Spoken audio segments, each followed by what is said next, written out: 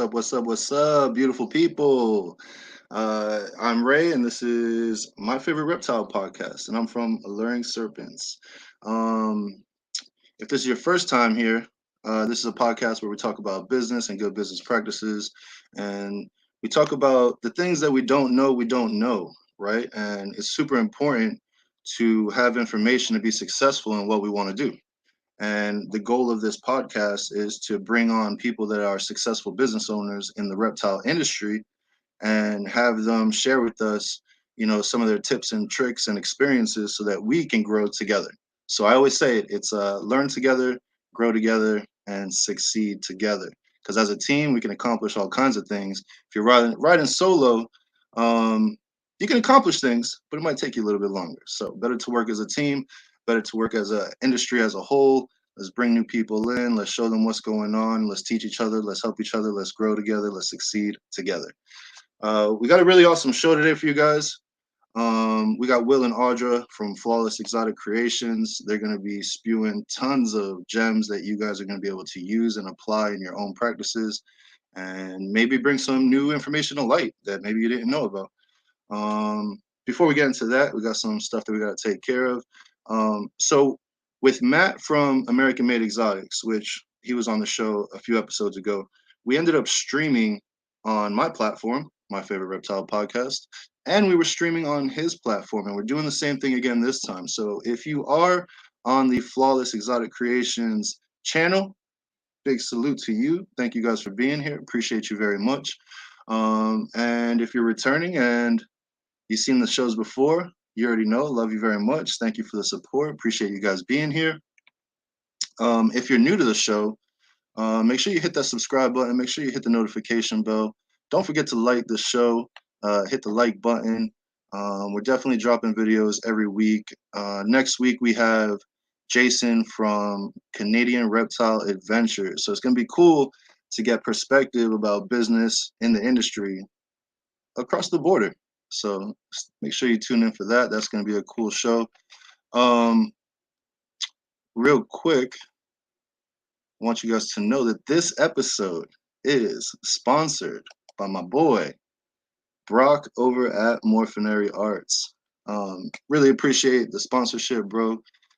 Brock is awesome. Definitely go follow him on Instagram, Facebook, follow him on MorphMarket. He actually just recently started a YouTube channel where he's putting out videos about his projects, which include like Desert Ghost Clowns, Hypo Ultra Melt Pies. I believe he has some Lavender Albinos. So definitely go give Brock at Morphinary Arts a follow on all social media platforms. Really appreciate you, bro. You're the man. And also, I've been getting some people asking me, like, Ray, how can I support the channel? Where can I make a donation or something like that? Are you monetized on YouTube yet? I am not monetized on YouTube yet. And I had enough people ask me to where it was like, okay, well, maybe I should give some kind of opportunity where if you want to donate to the channel, you can. So what I'm going to do is I'm going to put a little thing down here. Let me see where it's at. It's a ticker, and it'll actually have my Cash App information in it. And if you want to donate to the channel, you're more than welcome. You can send me a Cash App. If you would like for me to shout you out on the next show for your donation to the show, just put it in the notes. Say, yeah, I'd like to, shout me out, and I'll shout you out. So I appreciate all the support. I appreciate you guys very much.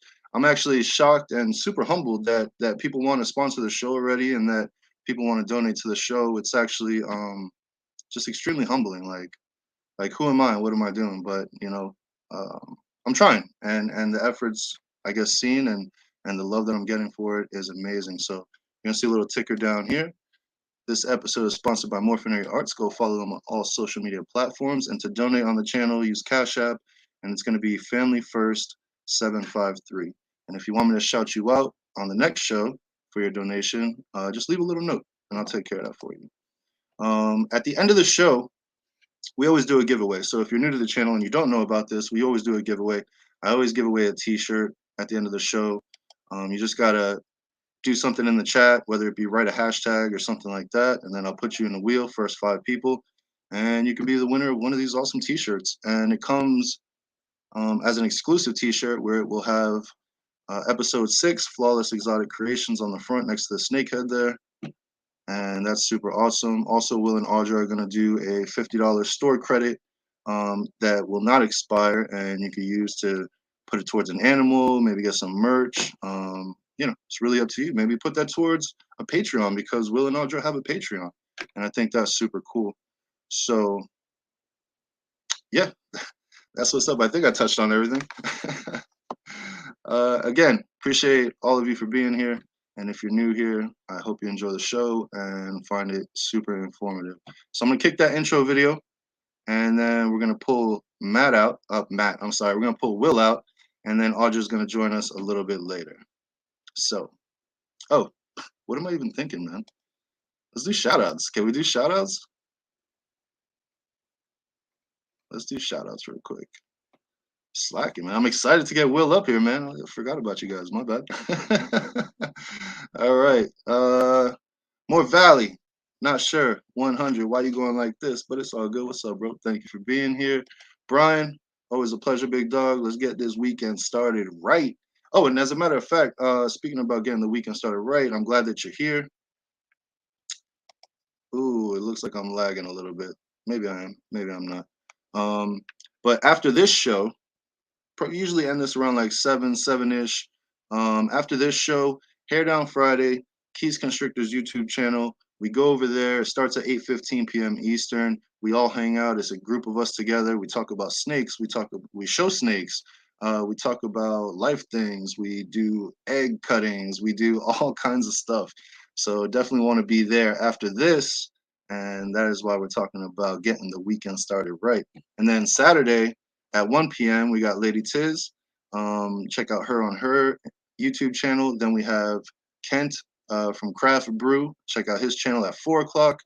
And then we end the night on Saturday with Wiz and Joey D on Sophisticated Ignorance Podcast, which is on Wiz Constrictor's YouTube channel. So make sure you tune into that as well. It's going to be a fun-filled weekend, guys. Definitely want to check us out. Let's see who else we got here. Stan the man. What's good, big dog? Appreciate you being here, man. Thank you for being here. Can't wait to see you guys in Daytona. Ooh, my boy, Eric Anthony. What's going on, man? Appreciate you being here, bro. Super awesome. Link up with you at Pembroke Pines show. And it was really cool to meet your mom and your dad, man. They're freaking awesome, dude. So that's what's up. Hey, if I'm laggy, guys, let me know. Let me know in the chat. Meteoric Serpents, Joey D. What up, fam? Appreciate you for being here, big dog. You already know. Alex M. What up, what up, what up? Will's hella heat. Main chat in here or Will and Aubrey's? I believe that it pops up from both channels. So it's all good. You could be on either one. And when you comment, it'll pop up on my screen, whether it be from over there or over here. And yeah, so either one is good. Pressure Pythons. What up, what up, what up? Justin from Jacksonville, Florida in the house. Chad, what's going on, man? Super cool to have you on Hair Down Friday with us last week. It's nice to meet you in person, see some of your beautiful animals. Love that you're into Xanthics. Let's go. You already know. Aiden Burke, hey, new subscriber.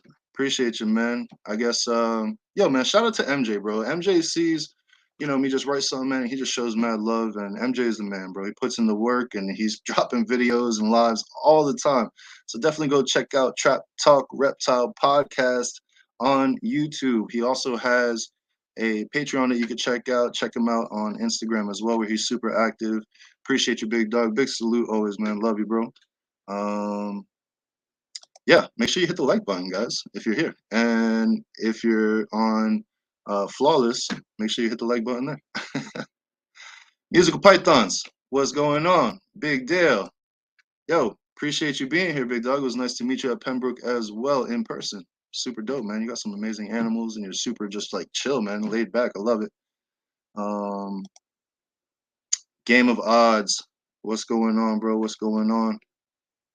YT Vents, what's popping? I feel like I'm lagging. On my end, I see myself lagging. I'm not sure if I'm lagging or not, but it is what it is. If it is that bad though, let me know in the chat and I'll back out and come back in. It's live. Shit happens. Oh, also man, shout out to my boy KG and D. Bomb Projects, dope apparel, definitely doing some big things. And shout out to Dr. Joe over at Kingdom Pythons. Appreciate you, bro. Doing amazing things with the kids, letting them know about our industry, teaching them about the animals, our hobby. It's amazing. Ro, what's going on? HB, what's going on? Eric's More Factory, what up, brother? What up? Always good to see you. Definitely saw you over at the Pembroke show as well. Always a pleasure to see you and the fam. Morph Master J, what it do? What it do, Johnny? Appreciate you being here. Frank the Tank. What up, man? Thank you for being here. Oh, there she is. Mitzi Ann. You already know. Much love. Appreciate you for being here. Let's see. Oh, the big dog. We got a big dog in the house, guys. Watch out. Villarino Reptiles, the CEO of the V Unit subscription on Instagram. Definitely go check that out. My dude is killing it, man. They're building an amazing network of people there. And couldn't be more proud of you, big dog. Like, lots of love. Yo, yo, yo. Forward Motion Reptiles. What's going on, man? Appreciate you being here, big dog. Thank you. Let's see. Who else we got? We got Rock. Rock on. What up, bro? What up? Alexandra Gomez. What's going on? Appreciate you being here. Are you in Jacksonville too? Let's get this party started. Florida in the house. William, what's going on? Appreciate you being here. More Valley already said what's up. William Serrano, got you. V Unit. Okay, we're all caught up, guys. So here's what we're gonna do. I'm gonna kick that intro video and we're gonna pull out my boy. As soon as I find that intro video, hold on a second. Here we go, right here. Let's get it.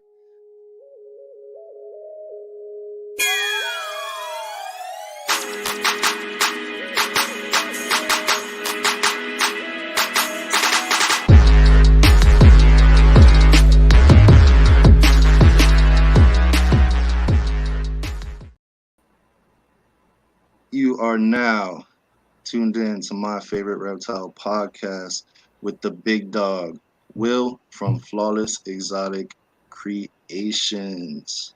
Let's go. Will. What's up? What's up, my boy? Yo, thank you so much for being here, man. Oh, definitely, man. Wouldn't miss it for the world. Yeah. I kind of gave you late notice too. I think it was like Tuesday. It's all good, man. Yeah, yo, so super excited to have you on, man. I know you guys have been doing your thing for a while now with the Cresties, and then you started getting into the ball pythons, and we're gonna try to touch on a little bit of everything, and try not to leave anything out. For the people that don't know who you are, you want to introduce yourself and what you do, the name of your business, all that stuff. I got a little feedback on my side. But yeah. Am I echoing? It sounds like I'm echoing back for some reason. Let's see. I know I got a voice that carries. Here we go. So yeah, Will Washington. We own, and Audra. She's not here yet, but she'll be, stepping in. We own Flawless Exotic Creations as well as Flawless Crested Geckos. This is the conclusion of year 7. I think we're in year 8 now of Flawless Crested Geckos. We do this full time. We've sold a few snakes here and there, but by no means is it a drop in a bucket to what we have invested into them so far. We got into it because we assumed it was going to be very, very fun. So far, we are having fun. We've experienced some ups and downs already, but so far, I mean, we're not turning back. Yeah, those ups and downs are part of life, man. It's not just about business; it's life. Absolutely. So Audra and I were actually both in law enforcement. Audra worked for Spartanburg County, and I worked for Spartanburg City. I was a SWAT team leader. I was working in policing for 10 years. So we kind of just walked away from pensions, everything, the whole 9 yards, and put in every bit of energy into what we built. Right now, we're streaming from the vault. We call it the vault because we built it from the ground up, and it houses our precious jewels, as we put Yeah, it. they are precious. Um, but that's a whole nother path we'll go down, I'm sure, in the journey as far as in this conversation is building this in the Yeah. process. But we decided to diversify away from crested geckos and get into the ball pythons because of actually Bob Vu. The first Wait, show wait, we wait, ever. wait, wait, wait, wait, wait, wait, wait, wait, wait.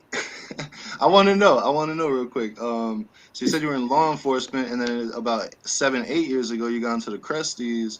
Um, where, like, how did that come about? How do you even decide, hey, man, Cresties is the way? So that's the it's a story with everything with me. That's But okay, man. We got time. we were I, law enforcement is such a hard profession, give props to everybody that does the job and does it respectfully in the right way. Hmm. I did my best. Audra did her best, and we would see each other in passing. It was kind of an awesome experience to work in that field, but it's extremely demanding on your family, Hmm. especially if you have kids, and stressful on your relationship.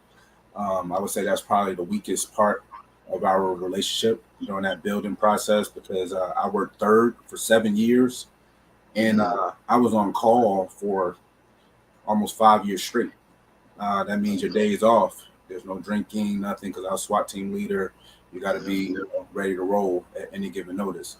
Yeah. That being said, we would see each other in passing, coming and going, um, and it, we just didn't have any time spent together. It was very stressful for our relationship. So Yeah. one day we have 4 kids. My daughter's 19.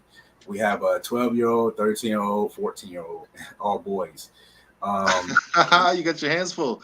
Oh no, nah, man, this piece of cake. That it's funny. We do this thing, we do it serious, but the number one thing that I feel like I'm the best at, personally, is just being a father. I think I'm here on this earth to be a father. Number one, besides everything else, I love it. I've been blessed with wonderful children, and been blessed to cross paths with Audra and live our life together. But went into a pet store one day and came across some crested geckos, some other lizards, some iguanas, and talking to the sales rep, which was a young kid at the time. They were informing me all the information and care needs of the animals. I walked out of there with the enclosure, 4 crested geckos, one for each kid, and we figured it'd be a fun little process to come home and care for the animals together, bring us all closer, Yep. something to smile and enjoy.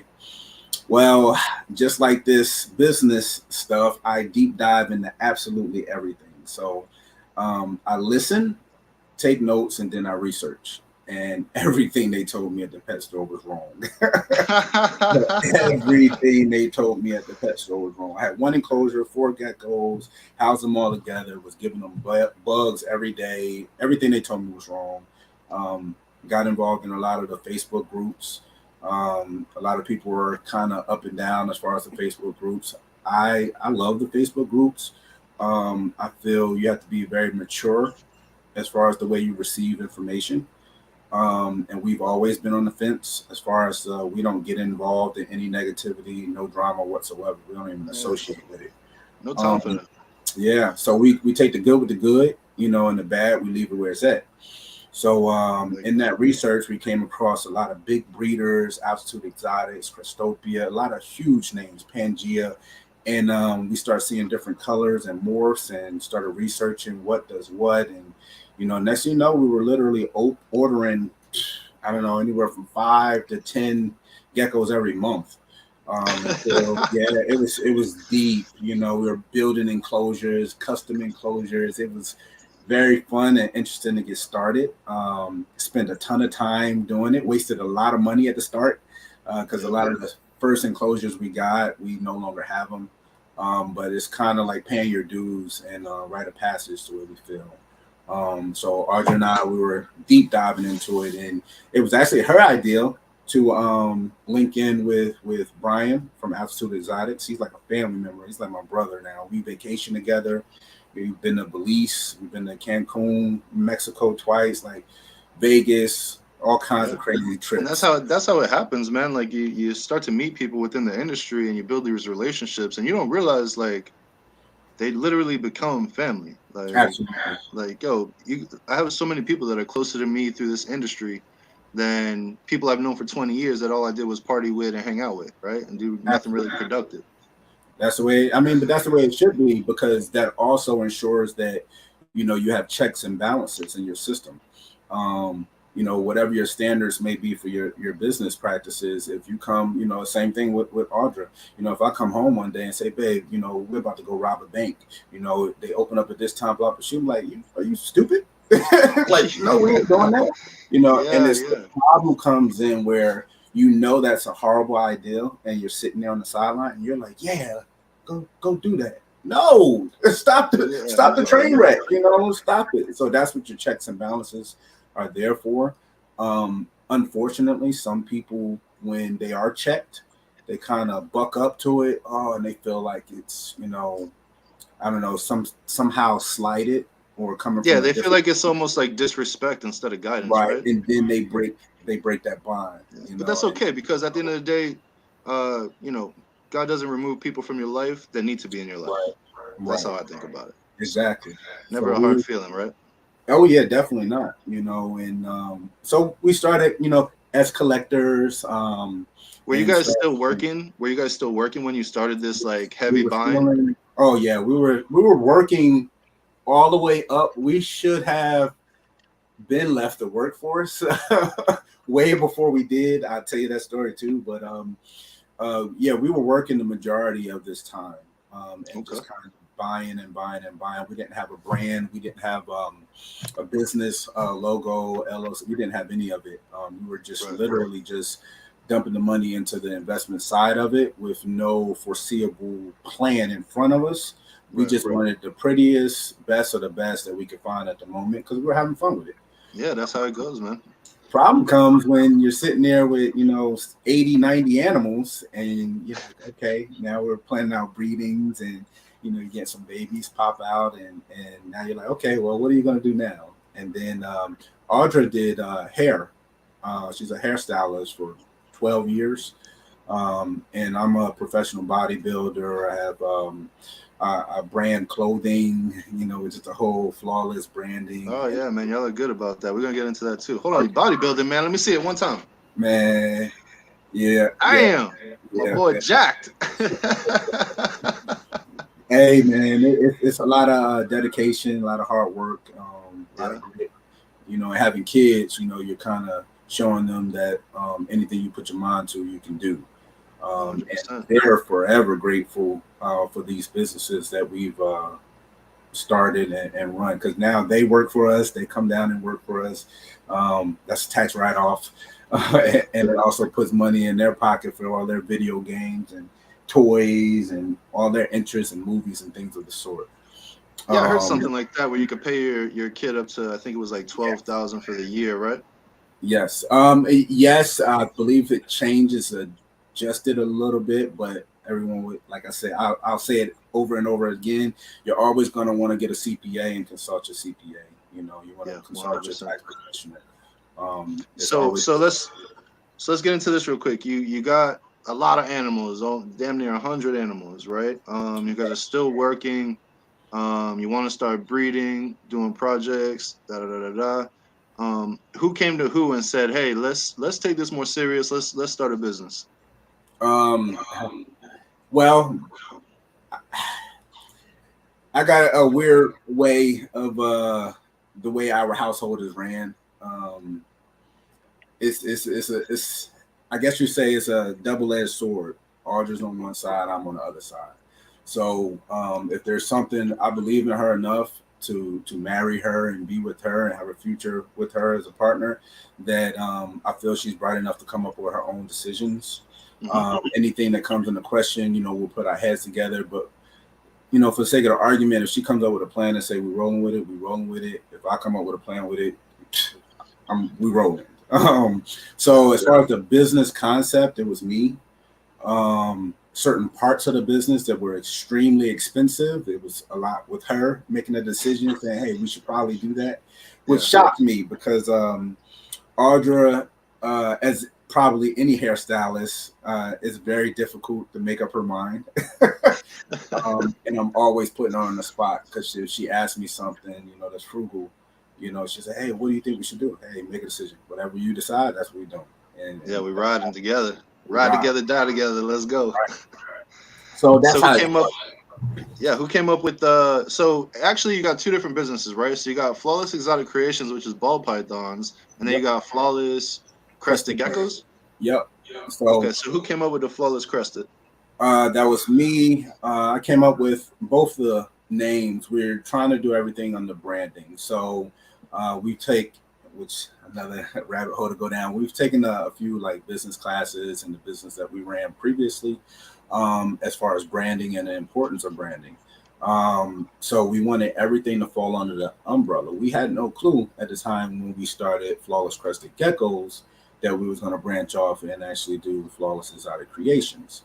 Right. We actually have bullies, exotic bullies, little miniature American bullies. We have those too. We haven't even started reading those, but we Nice. wanted to start a brand after Flawless Crested Geckos that would absorb anything that we got into afterwards to a certain degree when it comes to the animals.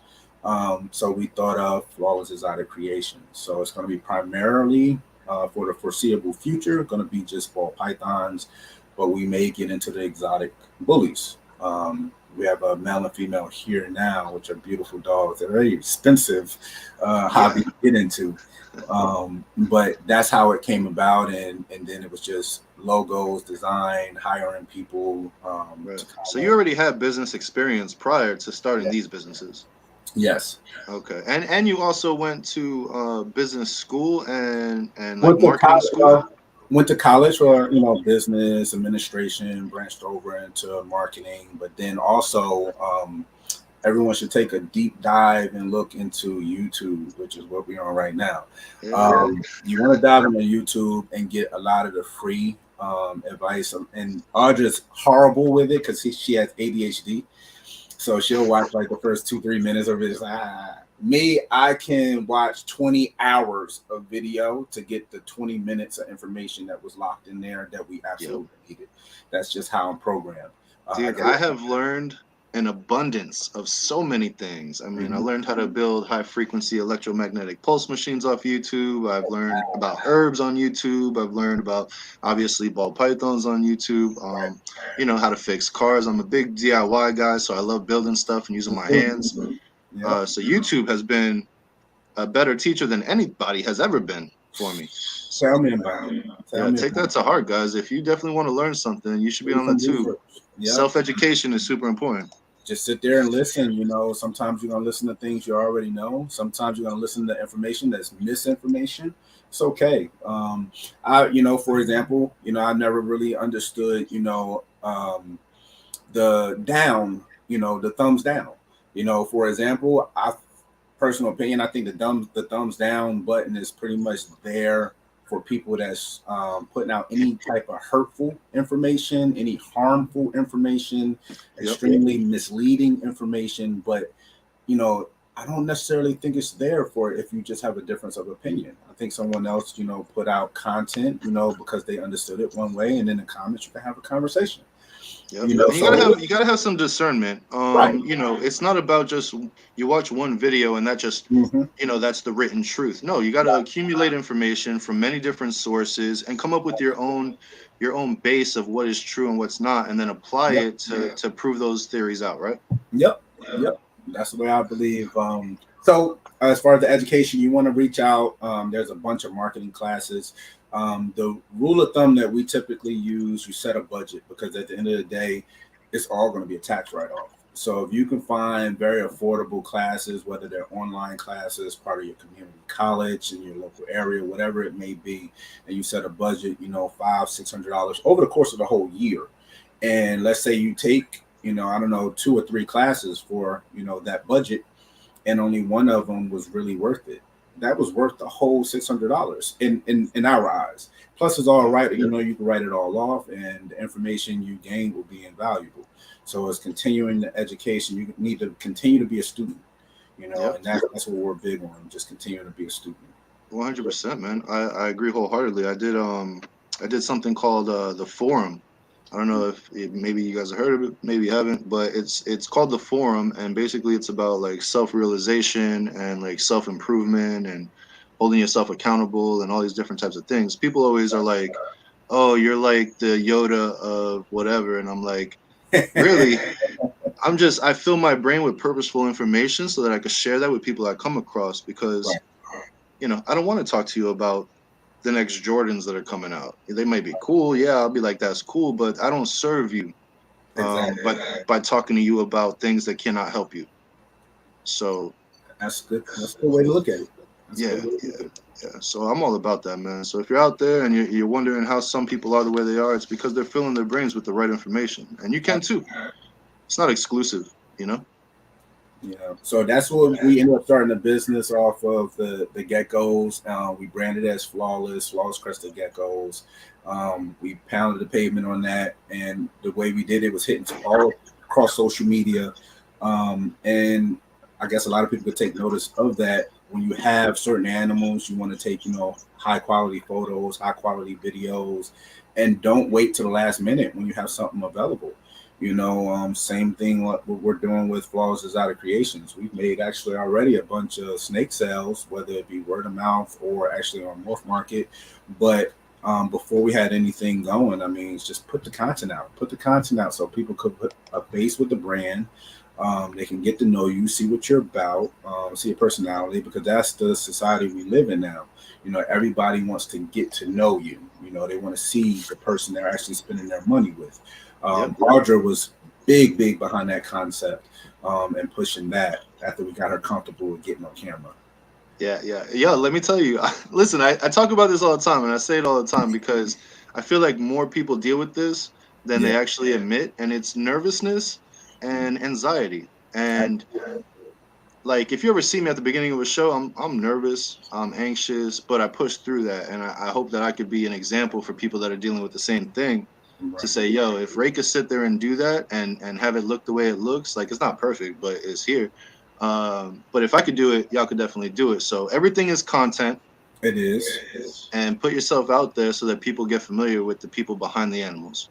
And when we put ourselves out there, Audra had difficulty at first, and now she's good. She kind of leaned on me, and I'm like, hey, I got big shoulders. I could take it on. It is what it is. But it's just like you said. I don't really get nervous at all.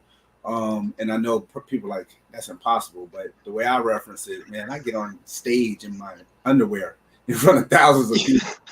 I'm not gonna worry about being fully clothed in front of the camera. Yeah, yeah, That's yeah. easy. That's a good point. So my thing is, like, my nervousness doesn't come really from what other people are going to think about me. It's my nervousness comes from my high expectation for myself, Right. and am I doing the right things to meet that high expectation of myself? And I always fall short. So set the limit super high, and even though you're falling short, trust me, you're much higher than if you set goals you could reach. Absolutely. Right? Yeah. Absolutely. And you being on stage, bro, like, you ain't nervous about nothing. Yeah. I ain't worried about it at all. Yeah, absolutely. Um, okay, so you got lots of animals. You Mhm. guys start the business. You start breeding. You start marketing. You start putting yourselves out there. Yep. You're building relationships with other people within the crested gecko part of the reptile industry. Um, what are some things that you did that made you stand out uh, Um, more than some of the others that are doing the same? I think everybody, is walking to the beat of their own drum. It's already laid out everyone's story for them. For us, we wanted to stay high end, extremely high end. We even had friends that wanted to come and get wholesale and things, which is nothing wrong with. Yep. But we never really had anything to offer them because we sell each gecko one by one. Because that's how we came into the game. So it's like, how can we offer something of quality in bulk at a discounted price? It just didn't economically make sense. Yeah, you Um, kind of shoot yourself in the foot, right? right. And we learned that actually through Brian from Altitude Exotic. We were working with him, and we purchased a ton of geckos from him, whether it be Xanthics. I mean, spent thousands and thousands of dollars, probably 100 grand with him alone over the years, getting invested into this. And one time we were like, hey, we were looking into, maybe getting a bulk order from them. Like, hey, we need this specific lines. And it's like, again, having those friends that's going to, put those checks and balances there for you. He's like, I can't do that. I said, okay. He said, well, the reason why, if I do that, it's going to take out 20 geckos that I have growing up that's going to be in my flock for the next production or the next release. I'm like, wow. So I started writing that into our actual business plan. We wrote about business plan and changed it. We were letting go animals that were, at that time we had all the animals in the house. They were taking over half the house. And we had a capacity where we were at the capacity. So we're like, yeah, we can't really hold back certain animals. We were letting things go. These are earlier on. This is like year 3. Mm-hmm. And next thing you know, we try to be extremely helpful with people that don't even purchase from us, people with common questions. They message us. We're always on our phone, checking our inbox. That was the good thing about working third. So, you had one of us working during the day and one at night. So we were answering messages all around the world, literally response time, even on MorphMarket back then was like 6 minutes. You get somebody message you at 3 a.m., you're right back to them because you're out there working. Well, it's afternoon time somewhere, right? Yeah, it's always somebody, looking, or at least browsing within the shop. So when we wrote that into the plan, we say, hey, we started getting pictures and then people say, hey, what are you guys thinking? We'll, check the certain geckos out. One, and this was the turning point for us, was someone sent us a beautiful, drop dead, gorgeous crested gecko. And they're like, hey, what do you think? I said, that gecko is absolutely insane. We're intrigued. We're going back and forth. We're like, who'd you get it from? They're like, you. And we're like, wow, are you serious? Well, the eye-opening part about that, we sold the animal so small that we didn't allow it to develop. And if we would have seen it develop like that, it would have never left here. So that's funny. We made that a part of our standard. We grow them out, see what they're saying, because we may have holdbacks that we don't know, and now we get a chance now to hold them back, grow them out, and take it to the next level. So at what age do you start to see the true potential of the pattern of that's the thing. So it depends on the lines of what you're working with. Okay. When it's like we're big on high white crested geckos, whether they're extreme harlequins or certain morphs. With that line and the different strains, it kind of develops over time, almost like Dalmatian spots, where you can get a gecko that comes from insane parents and has 4 or 5 spots on it, and you give it time, a year or even 9 months, and it's completely engulfed with spots. Yeah. You're that's like piebalds. You get a pied and it's all white, and then over time you start getting those black spots all over the white areas. Right. And so it's the same concept. And then if you're selling it at a younger age, it's all a probability. It's probably male or probably female, one or the other. And depending on what you need for your program, you'll buy it, but you can get it at a lower rate than if the breeder did most of the work, raised that animal. If I already have 10 females that's on par with that one, I may not need an 11. Or if I already have 10 females, I may need that male, and then you can hold it back. So that was a part of your program, was to raise these up and put in the work necessary, to see its full potential, and then release certain things that you didn't want to hold back. Right. So Smart. That kind of branched over into what we do now with Flawless Exotic Creations. I felt like we bumped our heads enough with Flawless Crested Geckos that we kind of developed the plan with Flawless Exotic Creations. Jump in, get all the snakes and programs that we want, and analyze it before jumping in it. I don't want to bash any specific morph, but if you let's say crunch and munch morph, if it's an incomplete dominant and it's fatal if you put it to each other, but it looks phenomenal. It's okay to have it as a pet. It's okay because it is a living, breathing animal, but it's probably not smart to structure your whole breeding program around that, because there's going to be people that don't want that as a customer into their programming. So that is a very fine line. I was actually good buddies actually with Tony at Hardwire, and we see eye to eye on a lot of stuff. And he said the same thing. You know, you got to reach a point where you're like, hey, this is fun and this is hobby, and then hey, this is a business. Yeah. And when you structure it that way, it needs to make complete sense. And I think, you know, in my opinion, you know, we're sitting at a point where it's like everything needs to make sense business wise with the amount of money that you end up investing into, you know, you having fun.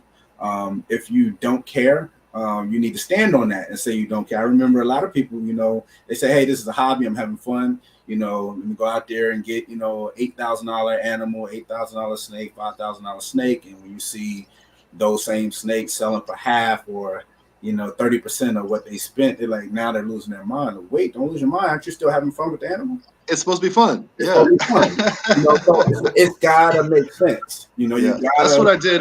So I've been in the ball pythons about 8 years now, and the first 4 years was really just me having fun, man. I was just mashing shit together, bro. Oh, this 4 or 5 gene animal, this 4 or 5 gene animal. We're gonna go for the 10. You know, I didn't know what I was doing. I was just having a good time, man, and I really was having a good time. I'm hatching babies, building incubators, I'm building racks. Like I'm feeling good about all of it. And then something happened where I was like, you know what? This is it. This is what I want to take serious. And there was a pivot point where my whole mindset flipped, and I was like, I got to be project driven. You know, it can't just be about a pretty snake, because a pretty snake could be $100, right? How many of those do I have to sell to generate income that's going to benefit my family? A lot. And Right? it's hard, you know, it really is hard because there's difference of opinions, and I'm completely understand that, but that goes, you know, with the business concept. You know, we spoke briefly, you know, before, where it's like the whole business idea and the whole tax law and things like that, like it's developed, you know, for, you know, you can beat the system, you know, you really can play it, you know, you can beat the system. Don't not, you know, play it or duck and dive it. You know, I don't want to claim this. I don't know. We're gonna claim it. Here the books, open the books. Whatever you say we owe, we owe. You know, I don't want to play that game. So this is what he's saying, guys. Like, for those of you that are scared to take that dive into business ownership, like, the only reason you're afraid is because you don't know what you don't know. Absolutely. And a big part of growing a business and growing pains in the business is educating yourself and reaching out to people that have done what you're trying to do, right? And So it can be scary, because a lot of the things that we as everyday people, you know, hear about, the gripes and complaints of some, you know, other businesses, whether it's large businesses or small businesses, it's just gripes and complaints. You know, you can't really, you know, I'm sure everybody has a friend or family member that, you know, complains. You know, you can see, you know, they're doing well, they're well off, but they, you know, kind of stub their toe and they just complaining and nagging about you. Like, dude, they ain't that bad, you know, from your, you know, perception, your viewpoint. So it's like you may not respond or react the same way somebody else will. So for the business model, just a drop in a bucket, just, you know, food for thought. Good general rule of what you're going to want to use is always get a tax professional. Always going to prefix that tax professional. Consult, talk to them. Some of them you can talk to them for free. But there's a difference. Mm-hmm. There's a difference between a tax person that just pushes the papers, and a tax person that has tax strategy. Yes. Right. So tax strategist is going to tell you maneuver like this, maneuver like that. A tax pusher, come all in one. Typically, I'm only speaking from our experience. If you go to you know, H&R, whatever those big franchises is, where your actual tax guy does not initially work for themselves or for a brand, we've seen for ourselves that they typically push an agenda with whatever fits in line with that brand. But typically the standalone individuals, you know, the independent, you know, tax professionals, that's where you want to go and get an opinion, and then go get a second opinion as well. But don't be afraid to do it, because they are there to save you money and to give the IRS what is due to the IRS. And a lot of the times you won't believe that you're shooting yourself in the foot, ducking and diving, you know, away from it. Yeah, there's nothing to be scared about. You just got to link with the right people that are going to guide you. Like you said, you have someone that like a CPA that owns their own firm. Yep. They're putting in the work to self-educate so that they could be the best person that they could be for their customers. Yep. You know, Yep. someone at H&R Block, not anything against them, but I mean they're paper pushers. Right. And we're just You using know, them as a rule of thumb. You never know who you run into, but you definitely want a professional. And those guys they do continued education every year. They yeah, go to school for it. We're not going to do this. We're not going to build this. All we have on TurboTax. We're not going to be able to do that at all. yeah. It ain't going to work. So let me ask you this, man. You talked about building relationships across seas in different countries with the geckos. How Yes. did you first get into exporting, and what did that kind of look like for people that maybe are interested in going down that road? Well, I would say it's easy for it now, but getting into it was kind of we fell into it. Um, it's simple business, but the process is difficult to kind of figure out. We ended up getting our import export license, which leads you to having to go to the website and get CITES paperwork and everything when you're exporting and figuring out your import. But a good rule of thumb is simple supply and demand when it comes to business. That's going to be everything that we talk about. Everything is supply and demand. Right. If I, again, I don't want to crucify any specific, ball python gene, but the crunch and munch gene we were talking about earlier, if it's widely available, everywhere here in the United States, everywhere. It's been around for 15 years, and then I jump in and say I want to lead my entire project with the crunch and munch gene. You can almost say you're going to get crickets when it comes to international sales. Who's going to want to buy from you a gene that everybody has? So it's supply and demand. So whatever you're Right. getting into, you want to make sure that the demand is high because the supply is low. It's simple. That's across the board with everything you Yeah. do. Yeah. You That's any know, business, right? Not even every just this one. it's like, all right, promise we're into monsoon. We have monsoon. Somebody put up a mon. Everybody said the market is down right now. Okay, cool. I don't necessarily agree. Let's see somebody, which no one will. Somebody put a ready to breed, monsoon female, proven that they bought for let's say $10,000 2 years ago, bred all their own rodents, proved her out, had a clutch for her from her, and now they say, hey, I got babies. I'll put her up there right now for 15 grand. It won't last 30 minutes.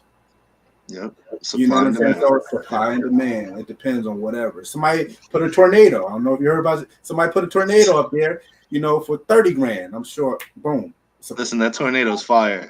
yeah, but that's the concept, So Yeah. it's Yeah. everything you look at is going to be supply and demand. So Yeah. If you put a pastel to an enchi and you're making pastel enchis, how many other people making pastel enchis right. out there? You battling for a couple $100 at best against 1,000 So people. now you're talking also about vision. You got to have a vision for it. We Yep. also into stranger. And it was a thing. It was one of our woes where we imported from Roland, from Iris.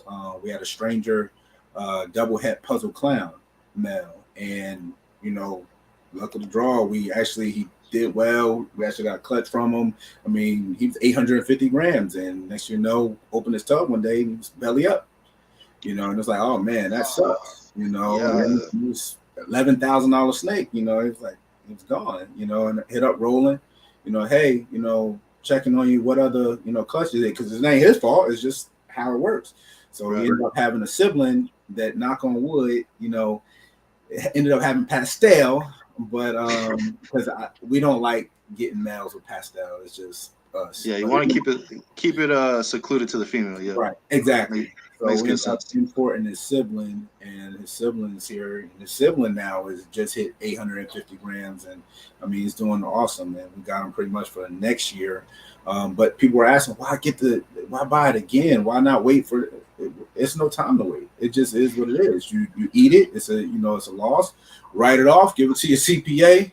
Let him figure it out, and Okay. invest the money and keep on moving because we Yeah, can't. that was gonna be my next question was when you have an animal that's so expensive and an unfortunate event happens like that where you do find it belly up, you can use that as a loss for the business or as a write off for the business. You I'm not can, exactly sure how to word that, but yeah, can you correct me?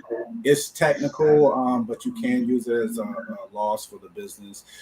We don't really worry about any of that. We just kind of just give it to them, our CPA, and tell them, hey, this is what happened. This is a receipt from our import. He's dead. He's no longer around. We had to purchase this mail. Here's the receipt from that. And whatever category they end up putting them in, we're showing our documentation on where our funds are going. So they're not saying, hey, you made X amount of dollars. Because a general rule of thumb for everyone who doesn't really know, and again, it's just an example, talk to your tax professionals, but if you throw 100 grand, or from, say you bring in 100 grand from in profit from your business, you're that business owner, and the government comes back and they say, okay, you owe them now, let's say 40 grand. And you sit there, you have two decisions. One is pay the 40 grand, you pocket, for sake of the argument, the 60, and you're good. Keep on pumping into the next year. But you have these tax professionals now where they will advise you. They're like, look, this is what you do. You either pay that, or what else do you need for, even for your existing business? You need racks. Okay, put together your rack order. Go get, 4 or 5 racks. You need cleaning equipment, incubators. Next thing you know, let's say you rack up 25 grand, 30 grand in expenses of your existing business. Mm-hmm. And you have a certain time limit to do that. You're already sitting 100 grand across the whole year in profit. You go spend 25 of it, you're left with what, 75? That's another expense for the actual business, which is now write-offs. You give all your paperwork, all your purchases to your CPA. Now, when they process that you spend that 25 grand, again, it's a rule of thumb, and I'm throwing out estimates. They'll come back, and instead of you owing 40, which you initially owed before, they may come back and say, now you owe 8. Now, if you do the math on that, 25 plus 8, you're still sitting at 33, but you didn't really pay the 33. You paid 8, and you gained $25,000 in equity back into your business. So you essentially spent the money back into your business. That's why you need to consult with your tax professionals, because they can make it in a way, they have all the rules and guidelines of what you can and can't use, but a lot of us are too busy ducking it. Yeah, man. And that's the thing, man. You don't know what you don't know. Shit, I didn't just know that. But that's good, man. I appreciate you sharing this information because it's gonna help people 100%. And that's what we're here to do on this show is help people understand things from a business perspective so that they can have the confidence to move forward, right? Absolutely. And it's different ways to go about it. You can, for instance, with the vault, we were, people say when you're riding high, you need to double down. And that's what we did. We wanted to build, both businesses, with no loans. Thank goodness we were able to do that. But building this building, no loans. So, we did a lot of back work ourselves, but we had the actual building built. And then Audra and I, came in and finished off everything. She was my drywall hanger, so I had her holding up the drywall while dry. She hates it, but she's a trooper. You find out That's fun, what man. it is made of. But you do it that way, so when things do get thin, for you at any given time, like what does it matter? Do it really matter if you make 2 grand one week, 3 grand the next, and then you got crickets for 2 weeks? I mean, people are nervous about that, but basically, I just said you had a $5,000 month, but you only made money the first 2 months. You got to learn the budget. You Yeah, you gotta have good money management. Yeah, absolutely. Yeah. So that's So what it boils down to. so that scenario that you just mentioned where you're taking okay, so you made X amount of dollars this year. Um, if you don't reinvest Right. or if you don't start a new business, you're gonna come out the pocket heavy, right? So And can you're gonna pay you, whatever tax bracket you fall in. That's what you're gonna end up paying. right, that's what you're gonna end up paying. So kind of walk us through like how you what was the mindset like, okay, look, we owe this much. It don't have to be exact numbers because it's not about exact numbers. But we owe this much. Why don't we expand ourselves into something new?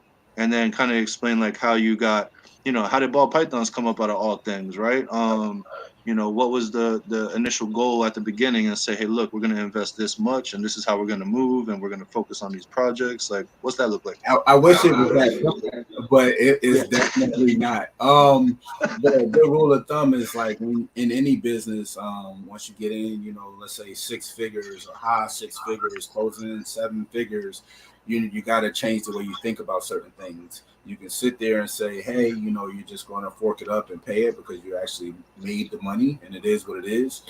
Or you can figure out a way where you get paid on the back end of things, which is really, really important with why we do everything we do. We're looking with all the money we invested into these guys. We're not worried about making a dime this year, next year. We got more of a 5-10 year plan. We plan on doing this for the next 20, 25 years. That's what we're shooting for. You got to have longevity. And that's another problem that we saw getting into it. We mentioned earlier, or I mentioned earlier about the $5,000 or $8,000 snake and worrying about it cutting in price. That's irrelevant to us, because for me, it's an investment on the brand.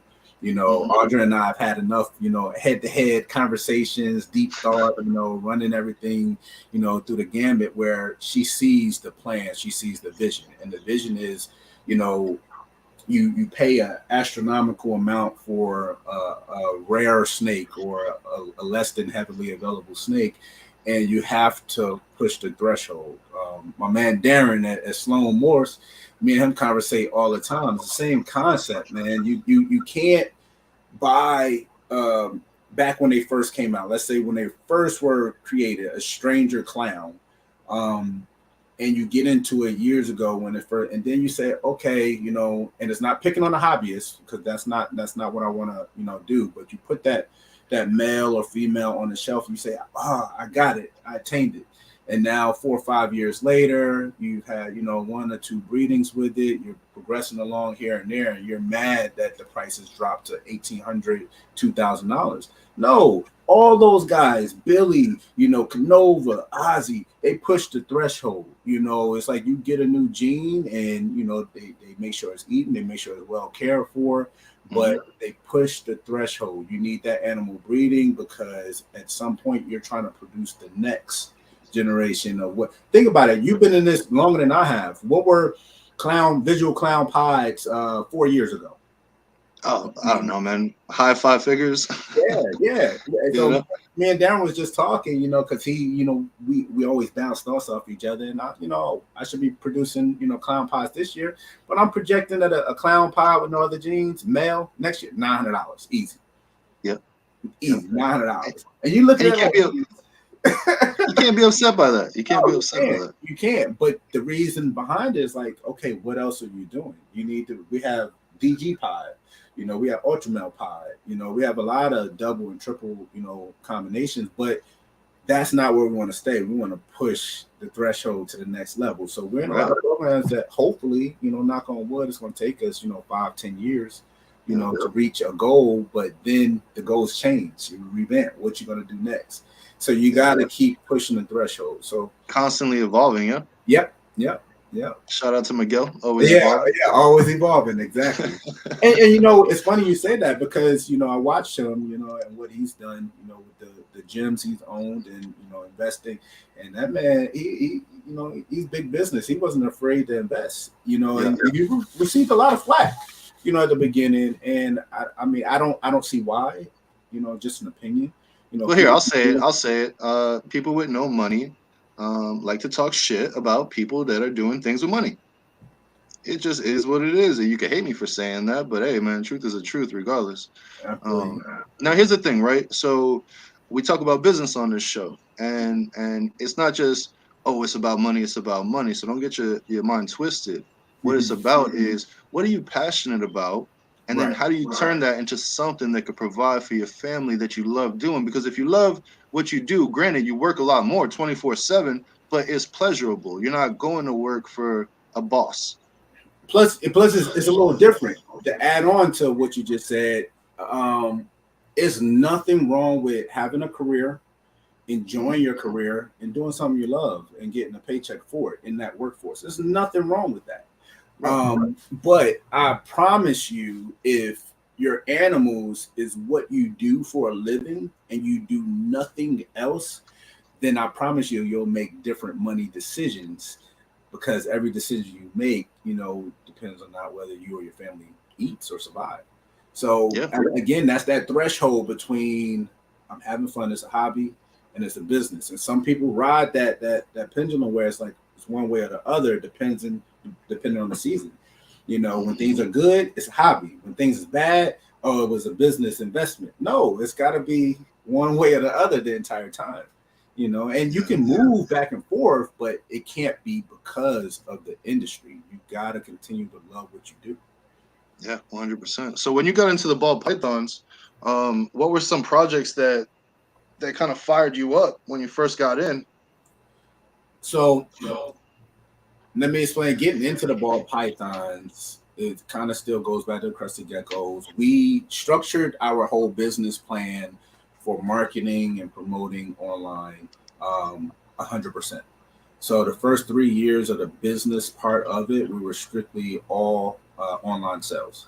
We were all pushing promo, advertising, and marketing all across Facebook, Instagram.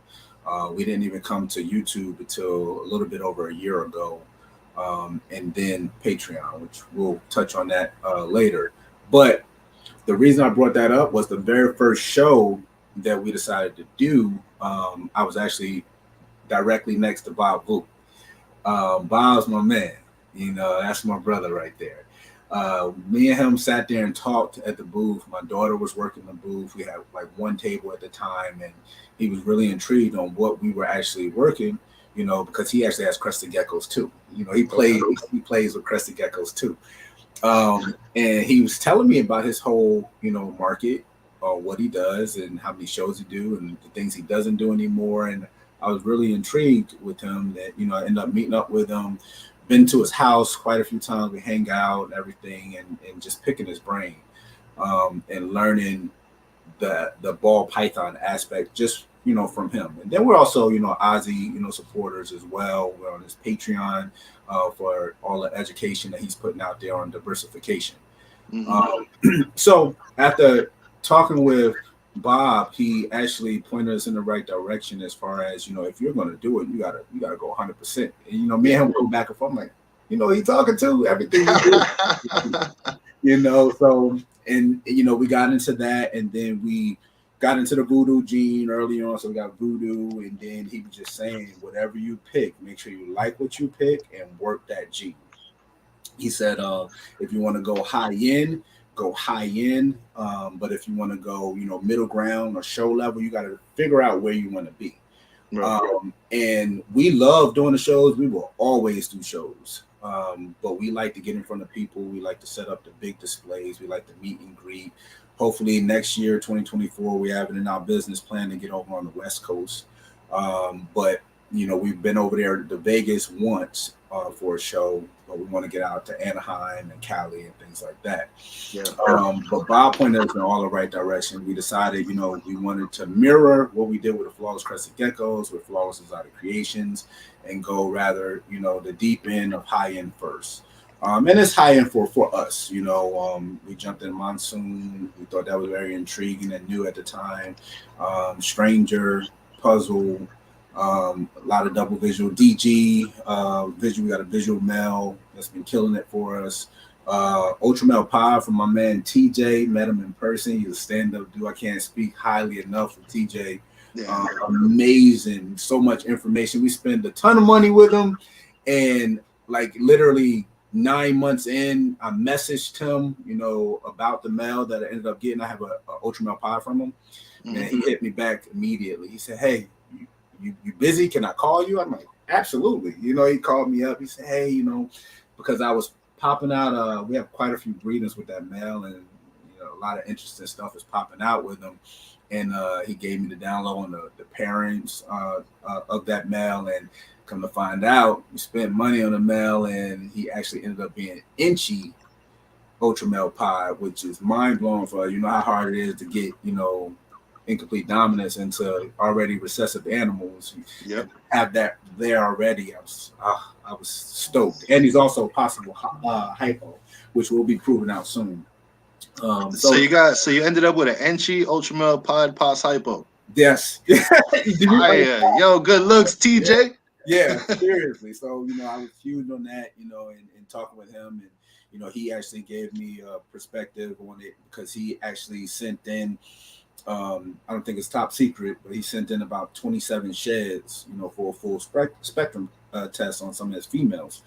And he says 7 of them came back with genes that he never even knew, was in those females, like het hypo and things like that. And I'm like, wow. So now that makes me think now we got like $2,000 in sheds that we got to send in on some of the stuff we're going to figure out as well. For somehow, because we're relatively very small compared to any large breeder. We have, I want to say now, 150 ball pythons, but that's including some of the clutches we've had. So maybe 160. We still have eggs in the still big, bro. Man, I still think it's small. We still got listen. That ain't Bob Vu size. That ain't that ain't Kabelka ability size. In person, man. Bob is killing it. Yeah, but 150, man, that's still a lot, bro. So salute to you, big dog. Thank you, man. Yeah, that's amazing. We probably moved all together on the stuff that we had available. I think about 8 total, and we still got 2, ARS 55 series racks, 12 levels empty. We're planning on ordering 1 more. We also have black box cages, hatchling racks. We're going to get 2 more from Georgia. Just to prepare for the hatchling season, because we were planning around 50 clutches for season 1, and we literally just put in the incubator clutch 38. And we still, all these little green tabs, all is expecting to lay. So, that's great, man. Yeah, this is crazy. So, we're having a lot of fun doing it. So listen, I wanna just dial back real quick. You said you got about $2,000 worth of sheds, right? And I just wanted to say something on that, because you hear a lot of people like, oh, shed testing, it's a waste of time, just do it, whatever. But in reality, it's just another tool that you get to use to help you make better decisions with your future plans. Yeah. Yes and no. Well, yes and yes, I'll say. Okay. First yes is it does. It's an amazing tool for your future plans to cut out on time. And the second yes is it's tax write-off. See, didn't even think about that. Yeah, bro, everything is business. You don't know what you don't know. So see that, guys, if you are spending money on shed testing and you own a business or a LLC or S Corp, whatever you are, make sure you keep them receipts. That's right. Tax write-off. Yeah, 100%, man. That's great. I didn't even think about that. We even got our ultrasound machine we've used quite a bit. It was a learning curve with that. And we finally kind of got into a niche where we're pretty good with it, but tax write-off. People are like, why you get tax write-off? We need it. It's equipment, it's a tool, tax write-off. So I just had the actual guy. He comes every year. This was his first year coming to do my HVAC guy, because we have 2 mini splits in here. We really only need 1 because it's not huge. It's 800 square feet. But the whole plan at the beginning was we wanted 2, because if 1 fails, we got the other one that can run the whole facility. Just in case, sir. Yeah, but then we got them installed. We're like, we don't want to just run 1 and then it fail and turn on the other one, and it has issues because it never ran, so we just run them both. So he comes every year and he checks it up at Freon or do whatever he needs to do. And he give you a bill, $250 or whatever, tax write-off. Cool, no problem. Here's your money, tax write-off, everything, tax write-off associated with your business, and just kind of keep pushing forward. Yeah. So, guys, everything is content. That's right. And everything is a tax write-off. That's right. Very true. Very true. That's what's up, man. So, let's talk about some projects real quick. So, you're just getting started with the ball python projects. This is your first season. Yes. What is maybe the best thing that you could hit in your perspective? What's the best animal you could hit this season? Best animal I can hit this season would be a Stranger Wookiee puzzle. Stranger Wookiee puzzle. Pos head clown. Yep. Stranger Wookiee puzzle, 50% head clown. Hell yeah, we're getting those tested too, ain't it? Yeah. That would be the best thing I can hit. Stranger Wookiee clown. I don't even know. Has that even been made yet? What's that going to look like? I haven't seen it yet. See, so you're looking to make things that aren't even available yet, and you got to have that vision and that creativity to say, hey, man, I think this and this is going to look good. Let's put it together, right? Right. Absolutely. And then, when you make it, you can't be scared to say, to turn down that 50, 60 grand, or whatever it may be and move forward. I was just watching, actually, not too long ago, look at Ozzy. And it's another gentleman, actually, he was kind of promoting before he hit it. He just hit a quadruple visual. You know, Oh, yes, and then bro. somebody else hit a quadruple visual, and then both of them, Ozzy and the other guy, they hit quadruple visuals and a triple visual in the same clutches. So if they're already producing, man, that's a $50,000-$60,000 animal. But Easy, I easy. would sell that, man. You know how far ahead of the game you are. Yeah. You What know, was it? It was a DG. No, wait. It it's was the Clown. Ultramel Clown Pod Hypo. Yeah. Ultramel Clown Pod Hypo. Oh Yeah. man, that thing was so clean, And bro. that's what I mean. I got actually it's not that, but I'm making hets now for this year. I'm hatching out G Stripe Hypo Pod Ultramels as well as G Stripe Hypo Pod DGs this year. Nice, man. That G Stripe Pod stuff, bro. So I'm going for the double visuals this year. I went last year, but I only had one girl go for me, so I missed the odds. This year I think all four girls are building follicles for me, which is super late, man. Like we're already almost in July, so everything is running late for me. But if I could get that double visual, if we could get a female, right, or a male, and we put it Either to the way, Exanthic Clown project, now we get making our quads with some other, calico, banana, blade, and funny. stuff like that. Darren said even your car insurance is a write off, which is true. What is that? Darren Sloan Morse. What Yeah. up, Frank? Where you at? Unfortunately. All the way at the bottom. Yep. Oh, there we go. Yeah. I mean, Even your car insurance. Yeah, your exactly. gas, everything. To get back to those programs, it's like where do you design them? Like we just hatched out 6. We bred a black pastel G stripe hypo male to a regular clown female. So we just hatched out 6 triple het, G stripe hypo clowns, and Yep. I With think black we got pastel. 2 or 3, yeah, with black pastel, and we got 2 or 3 females.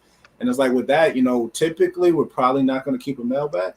And people say, well, you probably should. Well, for us, like we're just going to probably at this point keep 2 females back, grow them out, and in a year or so we'll keep our eyes open because we'll rather buy either a visual double het or a double visual het and on the male side and buy forward and keep pushing that project forward.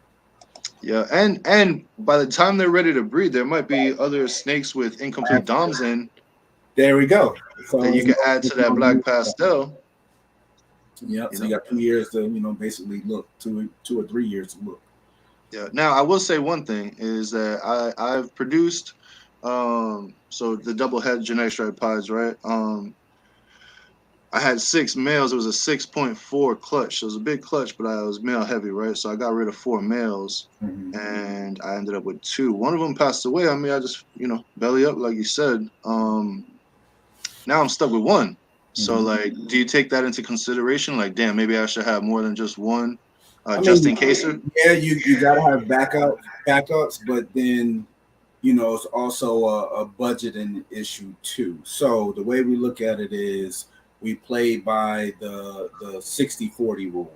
So all your funds that you bring in, you got to have a business bank account, and you got to have money in there where hey, the wife want to go to Japan and Hawaii, and hey, we can't afford that, we can't do it. But hey, this Inchy DG pod just came up. You're like, wait a minute, I thought we couldn't, but we could afford that. That's the business expense, So that's an investment. Yeah, so you make sure. So the same thing goes for when you're selling your reptiles. If for us, if you sell, let's say $10,000 in animals, again, it's just on the business side of it. You sell $10,000 in animals, then you can sit there with $8 grand, $6 grand in a bank, whatever it may be. But you need to allocate that 60% of that is there to be reinvested into the business. Therefore, when lightning strikes, it is what it is. 6 months a year, you need a new roof on the facility. And it's like, dang, that sucks. But you know what? Let me send out this 40 grand, or whatever it may be for your roof. And guess what? It's still a tax write-off, but it's there because the animals, are taking care of themselves. So it's all about how you, mitigate your risk. And the same thing with just your personal life. Do you have a mortgage? How much is your rent? Whatever it may be. Right. And if you're in a situation to pay off your mortgage completely, and not have that loan over your head or whatever it may be, it'll make you, move different. Yeah, you never want to leave yourself in a situation where you're down to zero, Absolutely. and if something pops up, you're frantic, right? You want to be comfortable to where you're like, listen, I got this money backed up. God forbid something does happen, Mm-hmm. but I'm not going to wait for something to happen to then worry about it. Right. Yeah. So you said something about the animals real quick, and I was just curious, like, so how many cresties do you have, and how? And you said you had up to about 150 ball pythons, right? Yeah, I would say a tad bit more counting the babies. Okay. Maybe around 150. I would say max 170 ball Okay. pythons.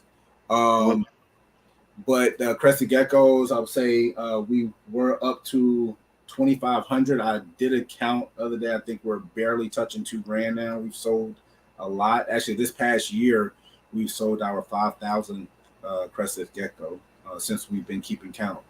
You sold Um, your 5,000th crested gecko. Yo, that's a fucking man. yeah, yeah, Let's go, yeah. man. That's a compliment. That's called Man, milestones, baby. it's huge. It's huge. But we did our announcement and everything on Patreon. We have really, really strong and involved Patreon. We looked at the market and didn't see any of the crested gecko, big name crested gecko breeders even really on Patreon. So that's kind of Mhm. how we attacked it. And Audra and I put our heads together. Yeah, And actually, wait, before we get into that, real quick, man. So like, so you got 2,000 cresties, you Mhm. got about 170 ball pythons. How much time do you dedicate to each one? And like the cresties is already established, Right, right? The ball pythons, you're currently establishing. right. So are you giving ball pythons maybe more time to marketing and getting it out there? Or like how are you balancing your time between the two different businesses? That's the hard part.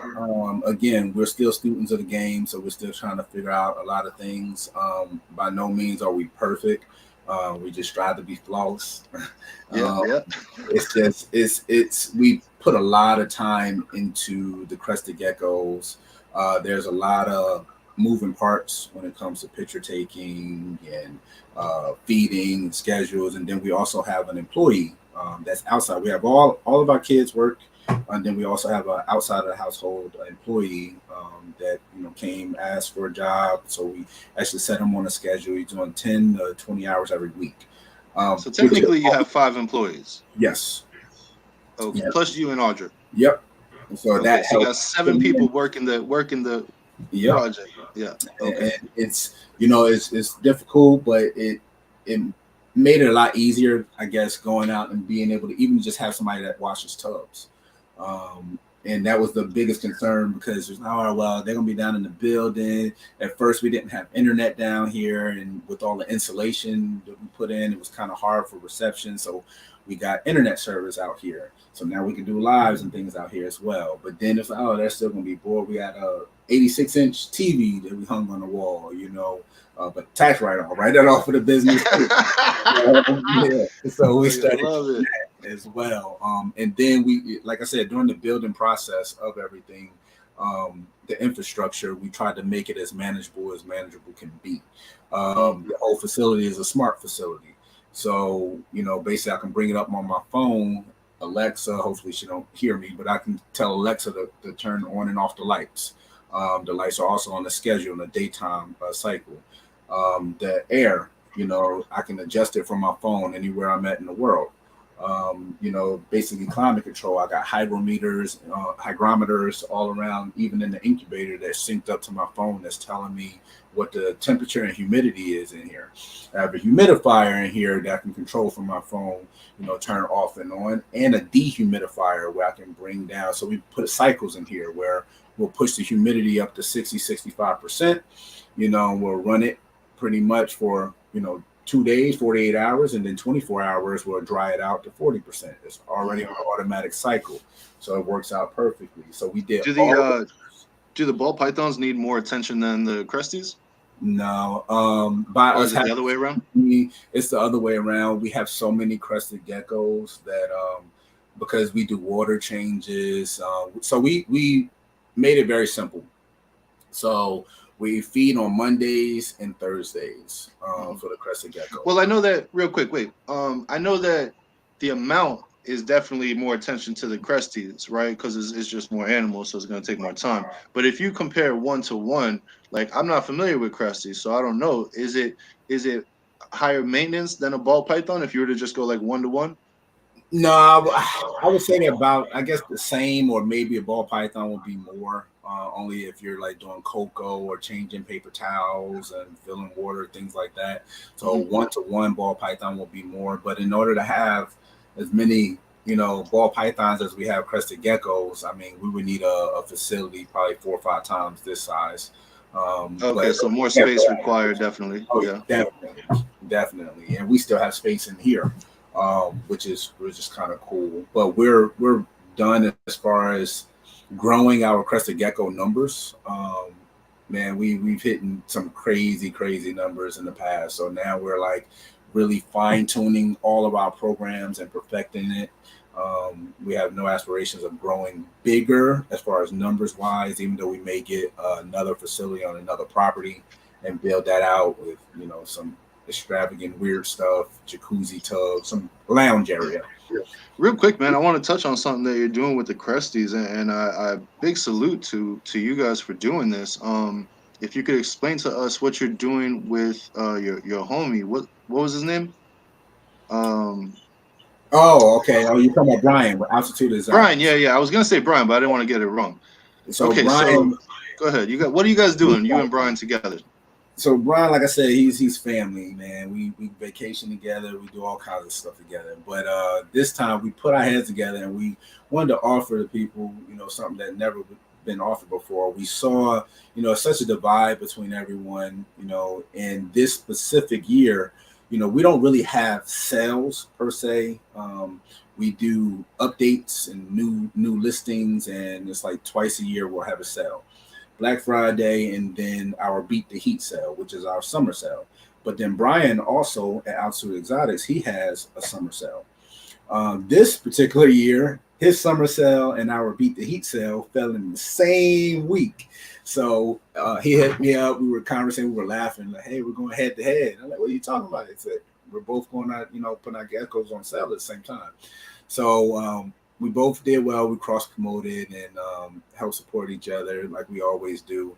He did well, we did well, and then afterwards we're sitting there like, you know what? Let's try something else. So we thought it was pretty interesting and seeing how the numbers are going. I guess it was much needed.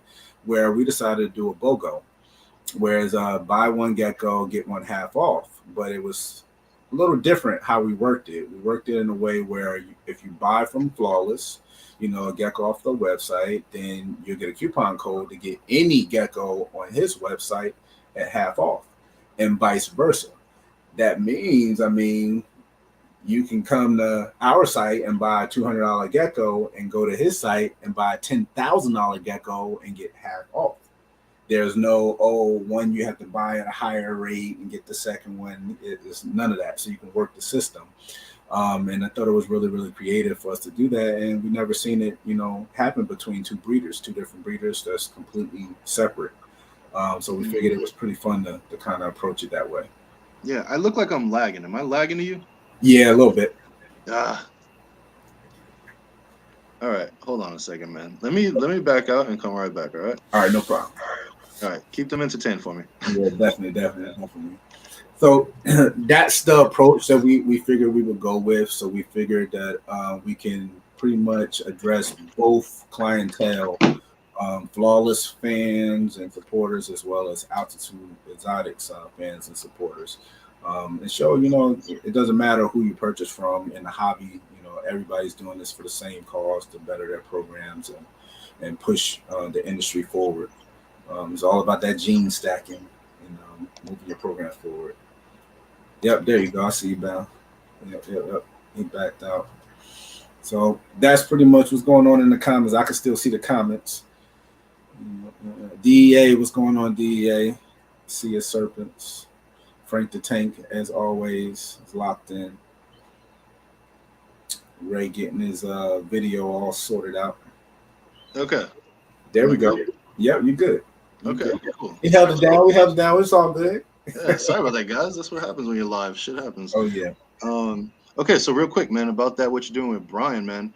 I just wanted to highlight that and to give people a glimpse of what you guys are doing because it doesn't have to be cutthroat. Just because Right. you're doing what I'm doing doesn't mean we are enemies. It doesn't mean that we have to bash each other or try to outdo the next person. We could actually work together as a team and do better for each other than we would ever do better beating each other up. Absolutely. Absolutely. Yeah, man. So salute to you and Brian, man. I think that is genius, and what an example to set for the people in the industry that maybe didn't know what they didn't know, and now they know that they could do that, and it's a good idea. Oh yeah, oh yeah. We continue to build and do things together. Actually, that was the first time we made it on the MJ. Was after we went out to Vegas. Brian and us we partnered together and we went out there. His first time doing a show in years, and we were everyone, even Dave Levison was out there and was chatting it up with him because everybody was in shock. We promoted that show as well for Rami out there, and we pushed and pushed and pushed, and everyone, for the ball pythons, it wasn't that great of a show. But we had people fly in from Korea. They were running over to the booth. And, that was that show. We did 400 grand in the first 30 minutes. Oh, that was you guys. That was you guys. Yeah, yeah, yeah. Huge. Holy crap. And now, did you guys already have that set up, or did they just pop up out of nowhere and it happened? No, we had it set. We were promoting and making contact. We have a lot of export on the export side in Korea. He organized a lot of his buyers that actually flew in. That's why we're doing a lot of photo ops. People who were meeting in person for the first time. Even before the show, nothing was sold beforehand. We had dinner with a couple of the Korean buyers that night prior. They kind of gave gifts. It was amazing, man. The respect and honor that they showed us, it was insane. But Did they speak English with you, or did they have like translators with them? most did. Most spoke English, but Isaac, which is the interpreter and also their importer on the Korean side, he speaks English, and we talked to him quite a bit. Oh, okay. Damn, man. So that's amazing, dude, man. Congrats, bro. Thanks, That was a story heard across the industry, bro. yeah. Oh, yeah. Oh, Yeah, yes. 100%. Um, what other countries do you export to? Well, UK, Korea. Um, we exported to China via Korea because you can't export directly to China. Interesting. Didn't know that. Yeah, nope, we can't. So same thing. Like I don't know how to export to Mexico, but we haven't done that yet. So there's some loopholes where you got to figure out a third party. We've been thankful enough to contact with like DDI, which were extremely helpful at one point, but then we had to find our own carriers on like the Netherlands and the UK side of things Hmm. to get geckos to certain places, and then also network. We have Crimson Cresties, huge fans of her, Donna at Crimson Cresties in the UK, where we were able to export to her, where she was able to, on the ground side of things, to get geckos to the end purchaser on her side. And it's all about the connections you can make. So, yep. Yeah, building relationships. You can't be sitting in your basement and not doing anything, thinking you're gonna do something. Yep.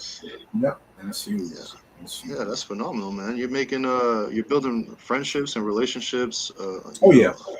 across the planet, It's a man. must. And It's a must. Same thing with Darren. I mean, Darren, he, big ups to Sloan Morse. I mean, man, he's helped out with the business, with Flawless Exotics in a huge way, man. We met him in person at Tinley. He flew out to Tinley. And much like you, how you were explaining, he doesn't really like to, or didn't really like to get in front of the camera as much. And, I always trying to urge him, nudge him to kind of, hey, just get out there, man. Everybody's starving for content, get out there. And his collection is insane. yeah, he came on. I believe it was here on Friday once, man. Was showing off some Yeah, animals. He got some dope stuff, man. Yeah, so he fighting that battle, but we gonna get him out there. Yeah, so good. Listen, man, he got you pushing him along. You're gonna do great, bro. I love watching you guys on Sundays. It's at 3 o'clock, right? Yep, 3 o'clock. Actually, this Sunday we'll be on at 3 o'clock. Yep. Nice. So, do you have a YouTube channel for the Cresties and for the ball pythons, or is it one Yes. channel? So, being that at some point we would love to be monetized, I think we're on our way. Actually, on both channels. It's weird. The ball python world is so huge, man. It's insane. We have approximately almost 1,200 subs on Flawless Crested Geckos, and then we have a hair over 600 subs on Flawless Exotic Creations. And with both channels, we got the same watch hours. It's the craziest thing. So with half Word. the viewers, half the subs on the Ball Python channel, we still have the equal amount of view hours. So being that at some point, hopefully, we'll be monetized and there will be some type of revenue that will be coming through. We wanted to, I guess, nip it in the bud and help out our CPA by having, it divided. So we were Mhm. just doing just a flawless channel, and that revenue is coming in across, snakes and geckos. Now we got to figure out how many episodes did we do tailored towards snakes, how many toward geckos, and if it's revenue, how do you divide it? Now we don't have to do that. So by both being LLC, so Yeah, that's why that's we smart. did So that. yeah, keeping everything very clean and crisp, so it doesn't drive your CPA crazy. Oh yeah, oh yeah. Yeah, that's cool, man. So then, so you guys are doing YouTube for both businesses, but you said that you do Patreon. So let's talk about Patreon a little bit. What are you providing people on your Patreon, and what So are you mainly focused on? this is the thing with Patreon and what we do with Flawless. Right now, it's just for Flawless Crested Geckos. But the reason we came up with our Patreon was because we saw a void of no one really kind of entertaining what was going on in the industry as far as, people, it's hard for people, with jobs, different things going on in your life, even if you're doing it as a business or even if you're doing it as a hobby. So we were looking for a way to be able to help everyone involved, and that was Patreon. So, with our Patreon, we were like at that time when we started Patreon, I guess we were about 6 years in. A big part of our business plan and everything we do, I call it poking holes. We try to poke holes in any plan we develop. And sometimes that's not a pleasant, conversation with Audra and I, because the way my brain works is I'll come up with a plan and I'm already trying to poke holes in it. And then when I kind of see it almost foolproof, I present it to her like, hey, what you think? And it's kind of almost foolproof, if it isn't. Yeah, I Um, like that you said that you kind of look for you poke the holes purposely yeah, so that you yeah, can see where the weak points are. because you want to get in front of it, and where her brain works is hairstylist mode. She, hey, I got an idea. This is what it, and like, well, that won't work because so she don't even think about a hole in it. She just throw it out there. So, We you figure out know, the holes later. oh yeah. So then she's like, well, how come my plans aren't working? I said, well, this one worked that you came up with, So we did it that way on Patreon, and one of the big things that what presented a problem for us was perception. So Justin, I'll use Justin because he's a household name with Canova. Love his model, love his brand. I have nothing negative to say about the man. Yeah, it's killing it. Ozzy, we're Patreon members, so we're learning the process. Now, in my opinion, humble opinion, I feel people like them have earned their spots of where they are in the industry. And not necessarily just to pay homage to them, but I feel like their knowledge and where they are in the industry and programs and what they're working with, customer service, whatever it may be, it's earned them that prestige to say, hey, it's going to be X amount of dollars to be a part of this prestigious club where you get early release, availability, whatever it may be, Mhm. and it costs you this amount of money every month. Now, for us, we felt it's been so many people that's been doing crested geckos before we even entered the game. I don't think we've earned that, no matter how many other people say that we do. And that was part of our checks and balances system. So I wanted to devise a way where we can offer a service for everyone and not feel like people are paying us for our, intellectual property. Mhm. So because I don't feel like we're tenured enough, to be in that lane with those guys, even in the Crested Gecko world. Right. Is just what I thought. So part of that was we would devise a way where it would be bookkeeping. And Audra keeps all the books and Excel sheets. Where at first state we do everything in stages. Stage one was one tier, $50 a month. Believe it was capped at 50 getting started, 50 members, and basically your $50 a month you would use if you go to a savings account, Flawless Crested Gecko savings account, where Okay.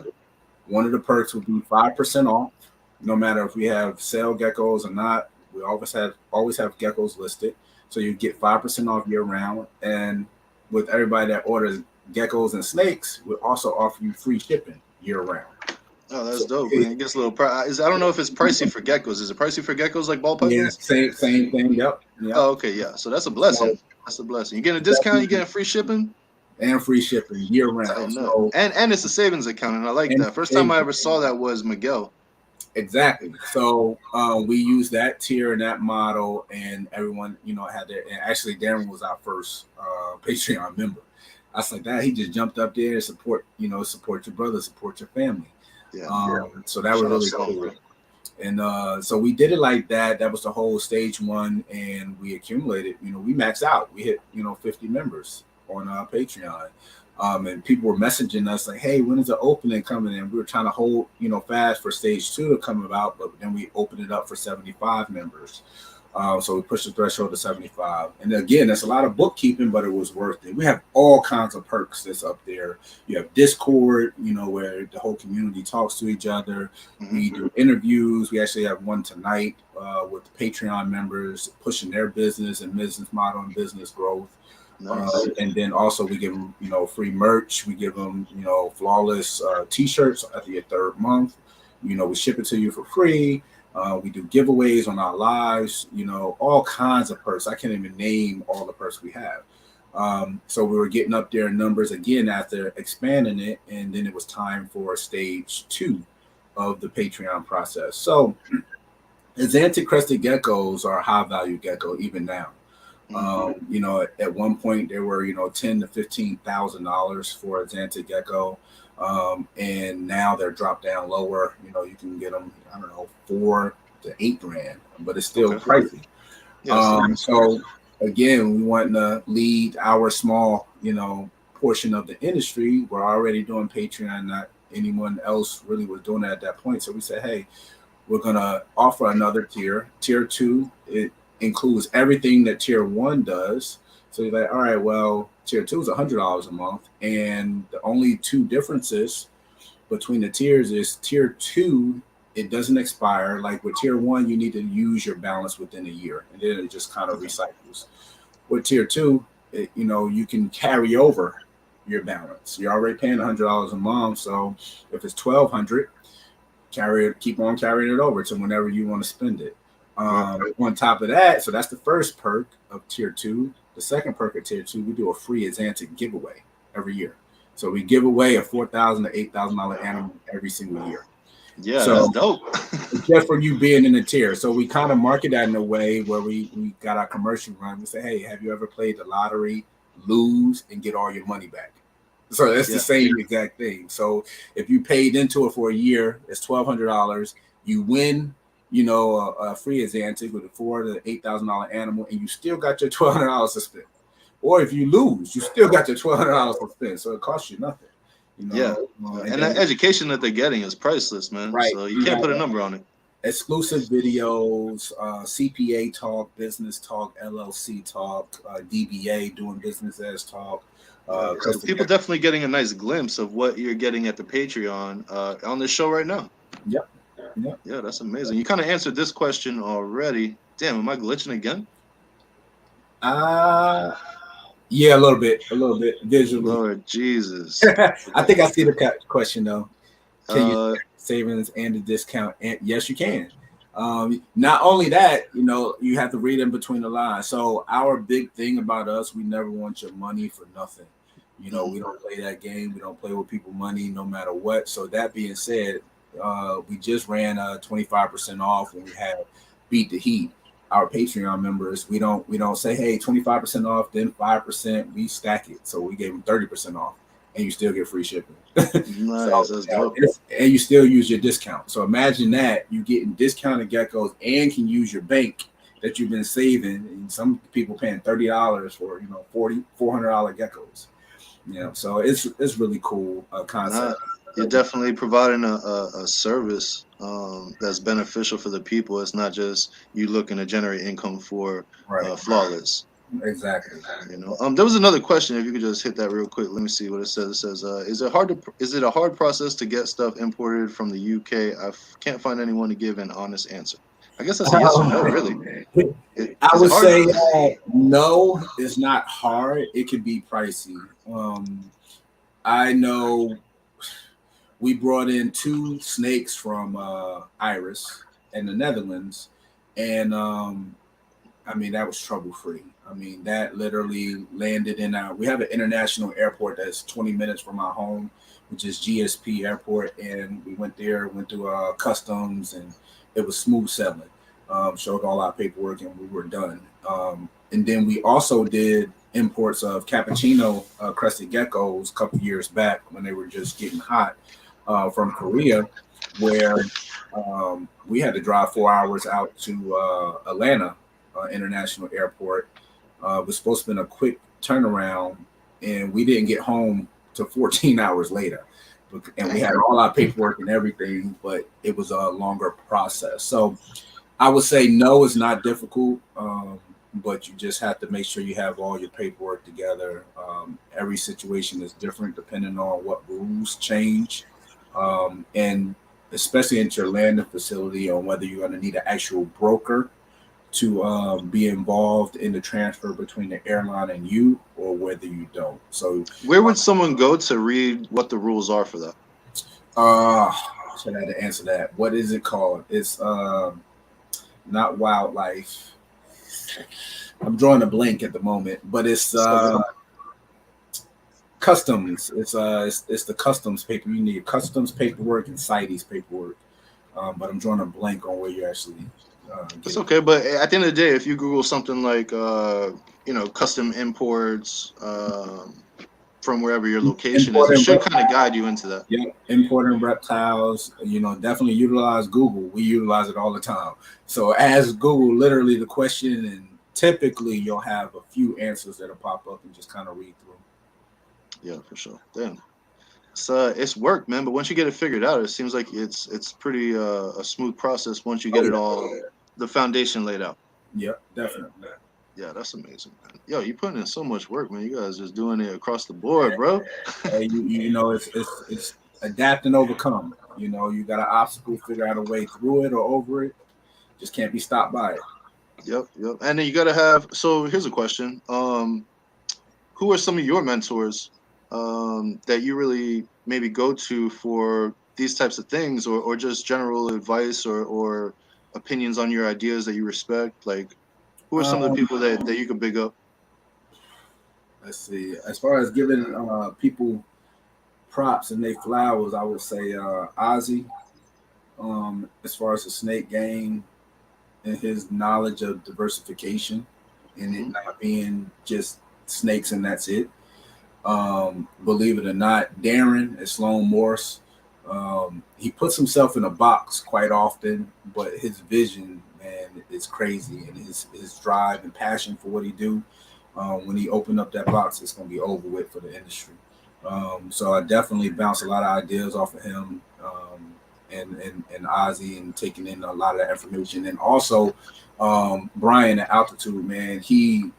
That's one of them guys. He won't admit it, but that's one of them guys that really has been a staple um, into us turning into what we have so far, because we're not done yet. And the reason I say he wouldn't admit it is because he always kind of shies away from it. When we first started, interacting over the phone, one of the big questions that I had, because we were in law enforcement full time, burning the candle at both ends. And I asked him, I said, hey, I know you're doing this full time. Like, what do you think about, a breeder kind of getting going and, taking this on full time? And he's like, nah. He said, it's probably not working for you, but I could respect that, because I feel like, us being friends and associates, he kind of just blow smoke and say, yeah, you could do it. Yeah.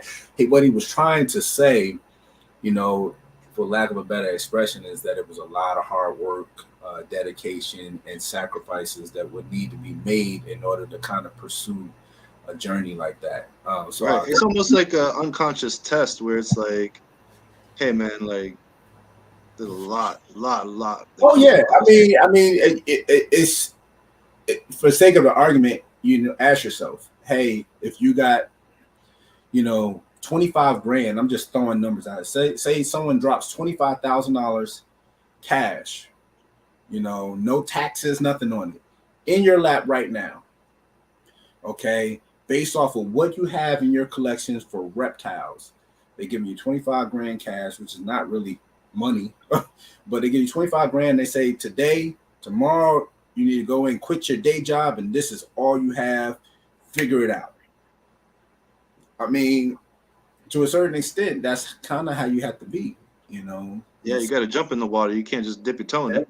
Oh yeah. So I get what he was saying, and by being so frugal out here with what your projects are, and then with the crested geckos, we're kind of covering so many different lanes and on a high level with it. Yeah, But in ball pythons, where you have far more genes, far more morphs, for us in our current stat, it's impossible to kind of cover everything. Um, yeah, dude. We got. I think it's up to like 250 something genes. I think like 45 plus recessives. yeah. Like, And that's why Bob, I mean, he really directed us in the right way. I asked him in the early stages of Zebra. I said, hey, what you think about Zebra? He said, give it a little time before jumping into it. I took his advice, and stayed away from it at that time. I'm happy I made that decision with some of the yeah, new findings and stuff, or Super McKinsey or whatever they're trying to say. I'm like, okay, cool. I'm gonna stay in my lane, but it's yeah, very difficult, with some of the genes, and then being new like we are. We don't claim to be, pros at IDing, because oh man, we hatching out stuff, and I'm like, I don't know what this is.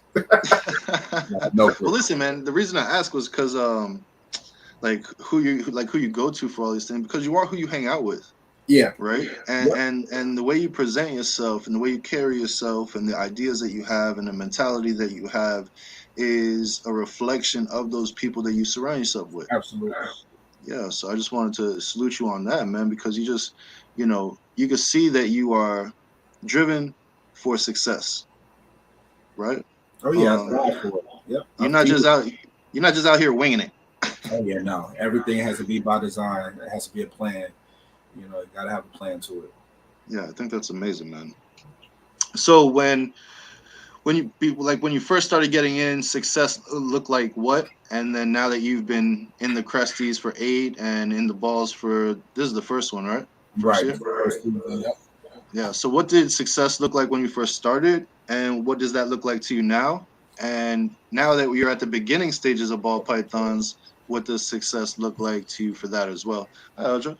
Hi. Sorry, I'm So late. Nah, it's all good. It's all good. We just been talking business, and he's talking nothing but great things about you and how amazing you are and how important you are to the whole build of everything. So, I told him you was a pain in the Oh behind. no, I've been listening, and I heard how you took credit for the name Flawless, which you did not. I So think I did. no, you didn't. oh, hey, don't get whooped up on live, bro. Don't get whooped up on live. But success. At first, I mean, success was very simple. I mean, making a first couple sales was success. Um, and then it kind of leveled up from there and got away from sales to more engagement and reach on social media. So we kind of correlated that with success, being able to get a certain amount of likes on a at that time it was only pictures, wasn't really reels or nothing, and being able to increase your followers and subscribers and everything across the platforms. We kind of correlated that with success, and now it's still a certain level of continued growth on all platforms. Like I said, success for us at this point, in my opinion, would be monetization on YouTube on both channels, freedom, being able I said to freedom. I mean, it's freedom. Success from point A to all the way to now has been the freedom to be able to enjoy life right and not be super stressed out about how you're going to pay your light bill or how you're exactly going to pay your power bill or whatnot. Like success has so many different definitions Mhm. it for the same business, from the time you start to the time you are at now. Just Yeah, that's why I love asking that question, because nobody has the same answer for that. Oh, definitely. But you also got to understand that, I told that story before. Like, we didn't vacation before, like we Mhm. work, grind, and in this short time of doing these businesses, I mean, we've been out of the country a few times. Like, we've traveled all over now. I mean, we're meeting all kinds of people from everywhere. I mean, it's a change of pace. I mean, it's true happiness. Yeah, I'm sure 8 years ago you weren't like, yo, I'm gonna have awesome friends in Korea Oh yeah, and no, UK. not at all. No. Yeah, Not and I at all. really like that you said freedom, because um, you're as successful as you want to be now, Oh yeah, Yes. right? Although you work 24/7 now, you're doing it for you, not for someone else's success, right? absolutely. You're gonna And work harder and for yourself than you work for anybody. yeah, you work harder for yourself than you work for anybody, of course. Yeah, and you reap the benefits of your hard work. It's not you slaving for somebody else. So Right. yeah, I agree with you wholeheartedly on that. I love that freedom mindset. It comes with a lot of responsibility, right? Oh Like yeah. Spider-Man, with great no, wait, with great power comes great responsibility. Yeah, he got kids. Yeah. Oh yeah, I got 4 kids. I got a 2.2. Oh wow, Oldest I got 2.2. 2.2. I got a 2.2. We got Oldest one is 3.1. 3.1. Oh yeah, man. oldest one is 19. She just turned 19. She actually made me a grandfather, so I'm a grandpa. Oh Um, wow. dude, I was fucking pissed when I first found out. I was heated. I had to go for hours long car ride. Boy, I had to make sure I didn't murk this little kid, bro. Like, all kinds of stuff, man. But Oh man. I got over it fairly quick. Maybe the rest of the family not so much. Uncles and aunts and stuff like that. But when the baby got here, man, all that just went away, man. It was the most beautiful thing. Like, she is just my little angel. I love seeing her, love spending time with her. It's beautiful, yeah. So, but my youngest one is 7, and you be seeing him pop in sometimes on Hair Down. He just come in and he be like, "Yo, what up?" Blah blah blah. Yeah, so it's a lot of fun, man. I got it across the board, and my girls are definitely daddy's girls, and my sons are me. Frustratingly saying that sometimes they're me, and I reap what I sow throughout my childhood. Oh man. Yeah, you know how that goes. Oh, yeah, definitely. Definitely. Yeah, so it's cool, man. I enjoy it, and I know you guys. I really really love hearing that you have your sons working with you guys. I think that family bond and unity, and building something together, and them seeing the effort that gets put into building something successful. Like, Oh yeah. And I love they've all seen all that. aspects. They've seen us being in the workforce, a very difficult career, and kind of punching that clock and always being away from home, and now being home and still kind of working extremely hard and being dedicated to something that you built from your own hands. So they've seen kind of both extremes, which is very important. Mhm. Yeah, and that's beautiful. You guys set a great example, man.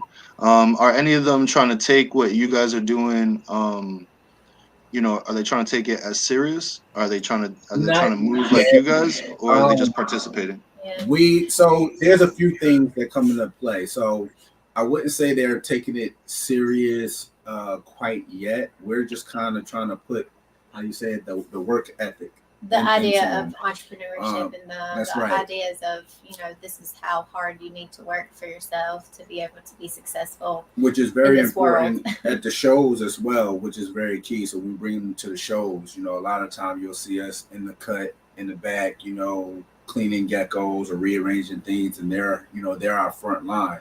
They're doing all the customer engagement. We're sitting there, but people will sit and think, "Oh man, close the sale, close the sale." That's not really what we're listening to. What I'm looking at as a young man, especially having, we have a blended family, with any young boys, you want to make sure they're making eye contact. They're speaking in a manner where they can be heard and not mumbling, Yep. enunciating their words properly, so we want to make sure that their presentation as well as their knowledge of what they're talking about is all on point, and they're talking to other grown-ups, so as they're presenting themselves, they're, oftentimes shocking everyone in the manner that they're speaking, and that's the only thing that we're looking at, because as people and as kids that now growing up to be young men, the only thing that will change when they get grown is going to be your product. whatever it is. It could be your own product from being an entrepreneur, or it could be for some other company, whatever it may be. But you're going to be selling yourself on some type of product. That's the only thing that changes. Yeah, 100%. I hear it all the time when people meet my kids. They're like, "Oh, your kids are so well spoken. They're well behaved. They have, they speak proper. They're not, they're not." My sons that aren't walking around with their pants hanging off their butt. Oh yeah, no. We don't do that around here. We don't do that around here. We don't do that. But yeah, and it's super humbling and it's beautiful to see, and it kind of fills you up. You know what I mean? And then they get home and they're just lunatics, and I don't understand. That's our house. I don't understand, man. Out in the world, they are just perfect, and then they come home and it's just madness, man. I'm like, what is going on? He walked in the other day, the trash can's like overflowing, I'm like, what is and he's like, "What? Y'all get in here now! Like, do y'all not see this trash that's overflowing? If you see it come through here, you need to get it. You need to, it's hilarious. Like, that's funny. But if they're in public and they see something, they'll pick it up and put it in the garbage. Yeah, they do it. Yep. Yeah, that's so funny, man. So listen, guys, it's been just about 2 hours. Honestly, it went by super quick, man. And I'm sorry that you weren't here for most of it, Audra. But we could definitely run a part 2 at some point. As you guys start getting deeper into the ball pythons and you really start expanding on that and building that business. And I'm definitely down for a part 2, of course. So what we're gonna do is we'll do our giveaways and then we'll wrap it up. I know that you guys are not going to be able to join us on Hair Down tonight because you guys actually have a live that you're doing for your Patreon at 9 p.m. Right. Yeah, so that's super cool. But, you guys are always invited on the freaking Hair Down Friday, baby. Y'all are family, so let's go. Yeah, absolutely. So let's see. We're going to give away a T-shirt from me, and we're going to give away a $50 credit to... Can they apply that to Patreon? Can they apply that to Cresties? Can they apply that to Snakes? Is that across the board? Yeah, sure, across the board. All right, cool. Yeah, so I freaking love having you guys on, man. I feel like I learned so much, bro. We might have to do a solo, Audra, me and you, and then we'll have Will come in late on the next one.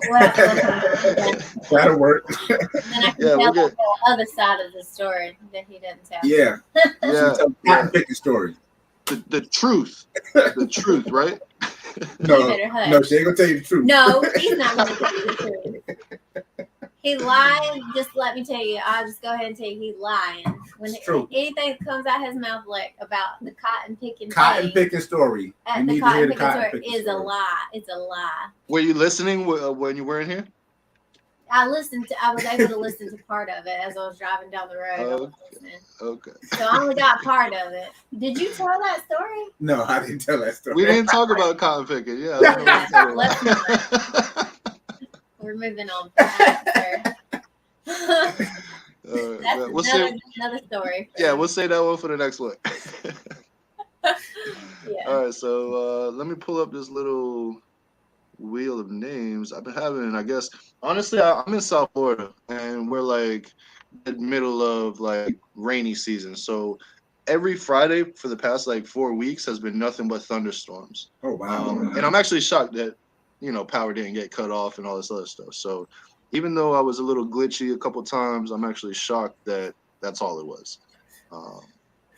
So I do the wheel of names and I do it on my phone because if I do it on the computer, I blacked out when I did it with KG and D, and I had to get out and come back. So yeah, man, it's a pain. I'm still figuring all this stuff out, man. We too. Yeah. We are too. Definitely. All right. So here we go. Guess what my favorite reptile podcast is? Drag. Oh, that's awesome. So, 3 hashtags. This guy right here, bro. You been here this whole time, KG? What's poppin'? So that's the way I do it. We're on both platforms right now. We're on your platform and my platform, which I think is super cool. And thanks for doing that. I think it's awesome. So I'm going to go by the first 5 people that pop up on StreamYard. Okay? Because the first 5 people that pop up on your platform and my platform are going to be different, right? So we're gonna do 3 hashtags. We'll do this is for the t-shirt, by the way, if you're listening. If you're new here, we're doing a giveaway. We give away a t-shirt at the end of every show. Let me actually show it to you guys in case you didn't catch the beginning. Project. Big dog in the house. That's my brother, man. I love that guy. Oh yeah. Okay, Jeezy. I'm always looking at that. So that's gonna be the t-shirt that you win. It'll be exclusive and it will have episode 6 Flawless Exotic Creations on it. Audra and Will, I'm gonna take care of you guys. I still have to send out some other t-shirts. I'm like backed up right now. I make them myself. So God, wow. yeah. Forgive me for length of time that it takes to get it out sometimes, but you know, I'm only one person. So yeah, that's the t-shirt, guys, and it's gonna be hashtag flawless, hashtag exotics, and hashtag creation. We're still with you. We're still with you. The camera No, it's all good. decided to be funny. Yeah. So hashtag flawless, hashtag exotics, and hashtag creations. First 5 that pop up on the StreamYard chat are going to be the 5 on the spin to win. And then I'm going to spin it for you guys to see. And whoever it is what it's going to be. Let's see where we at. First one, Pressure Pythons.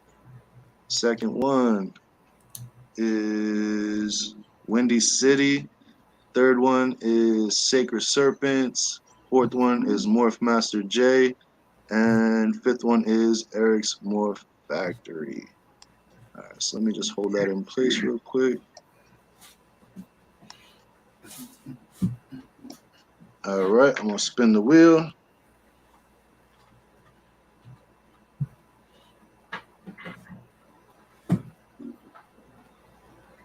And the winner is 5. number 5. Who's that? So we got 1, 2, 3, 4, and 5. Eric's Morph Factory. You are the winner, big dog, and I'll probably just give it to you when I see you. So that's what's up.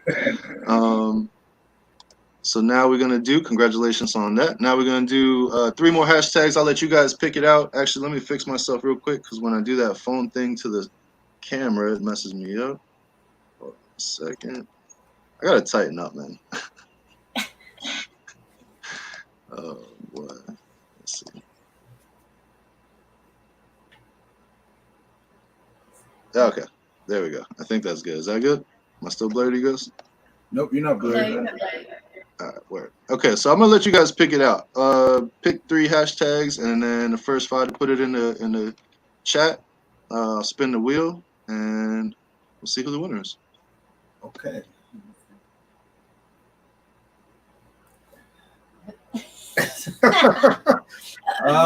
Let's see. Shoot, being on the damn spot. I know. Oh, making you guys mad and uncomfortable. I love it. Yeah. Family. Yeah, family. Well, flawless family. We don't have flawless. It's okay. It's okay. It don't matter. Okay, flawless family. And what's the last one? Growth. Growth. Okay, flawless family and growth. Let's go. Yeah. First 5 on the StreamYard chat, guys, because we're on 2 different platforms right now.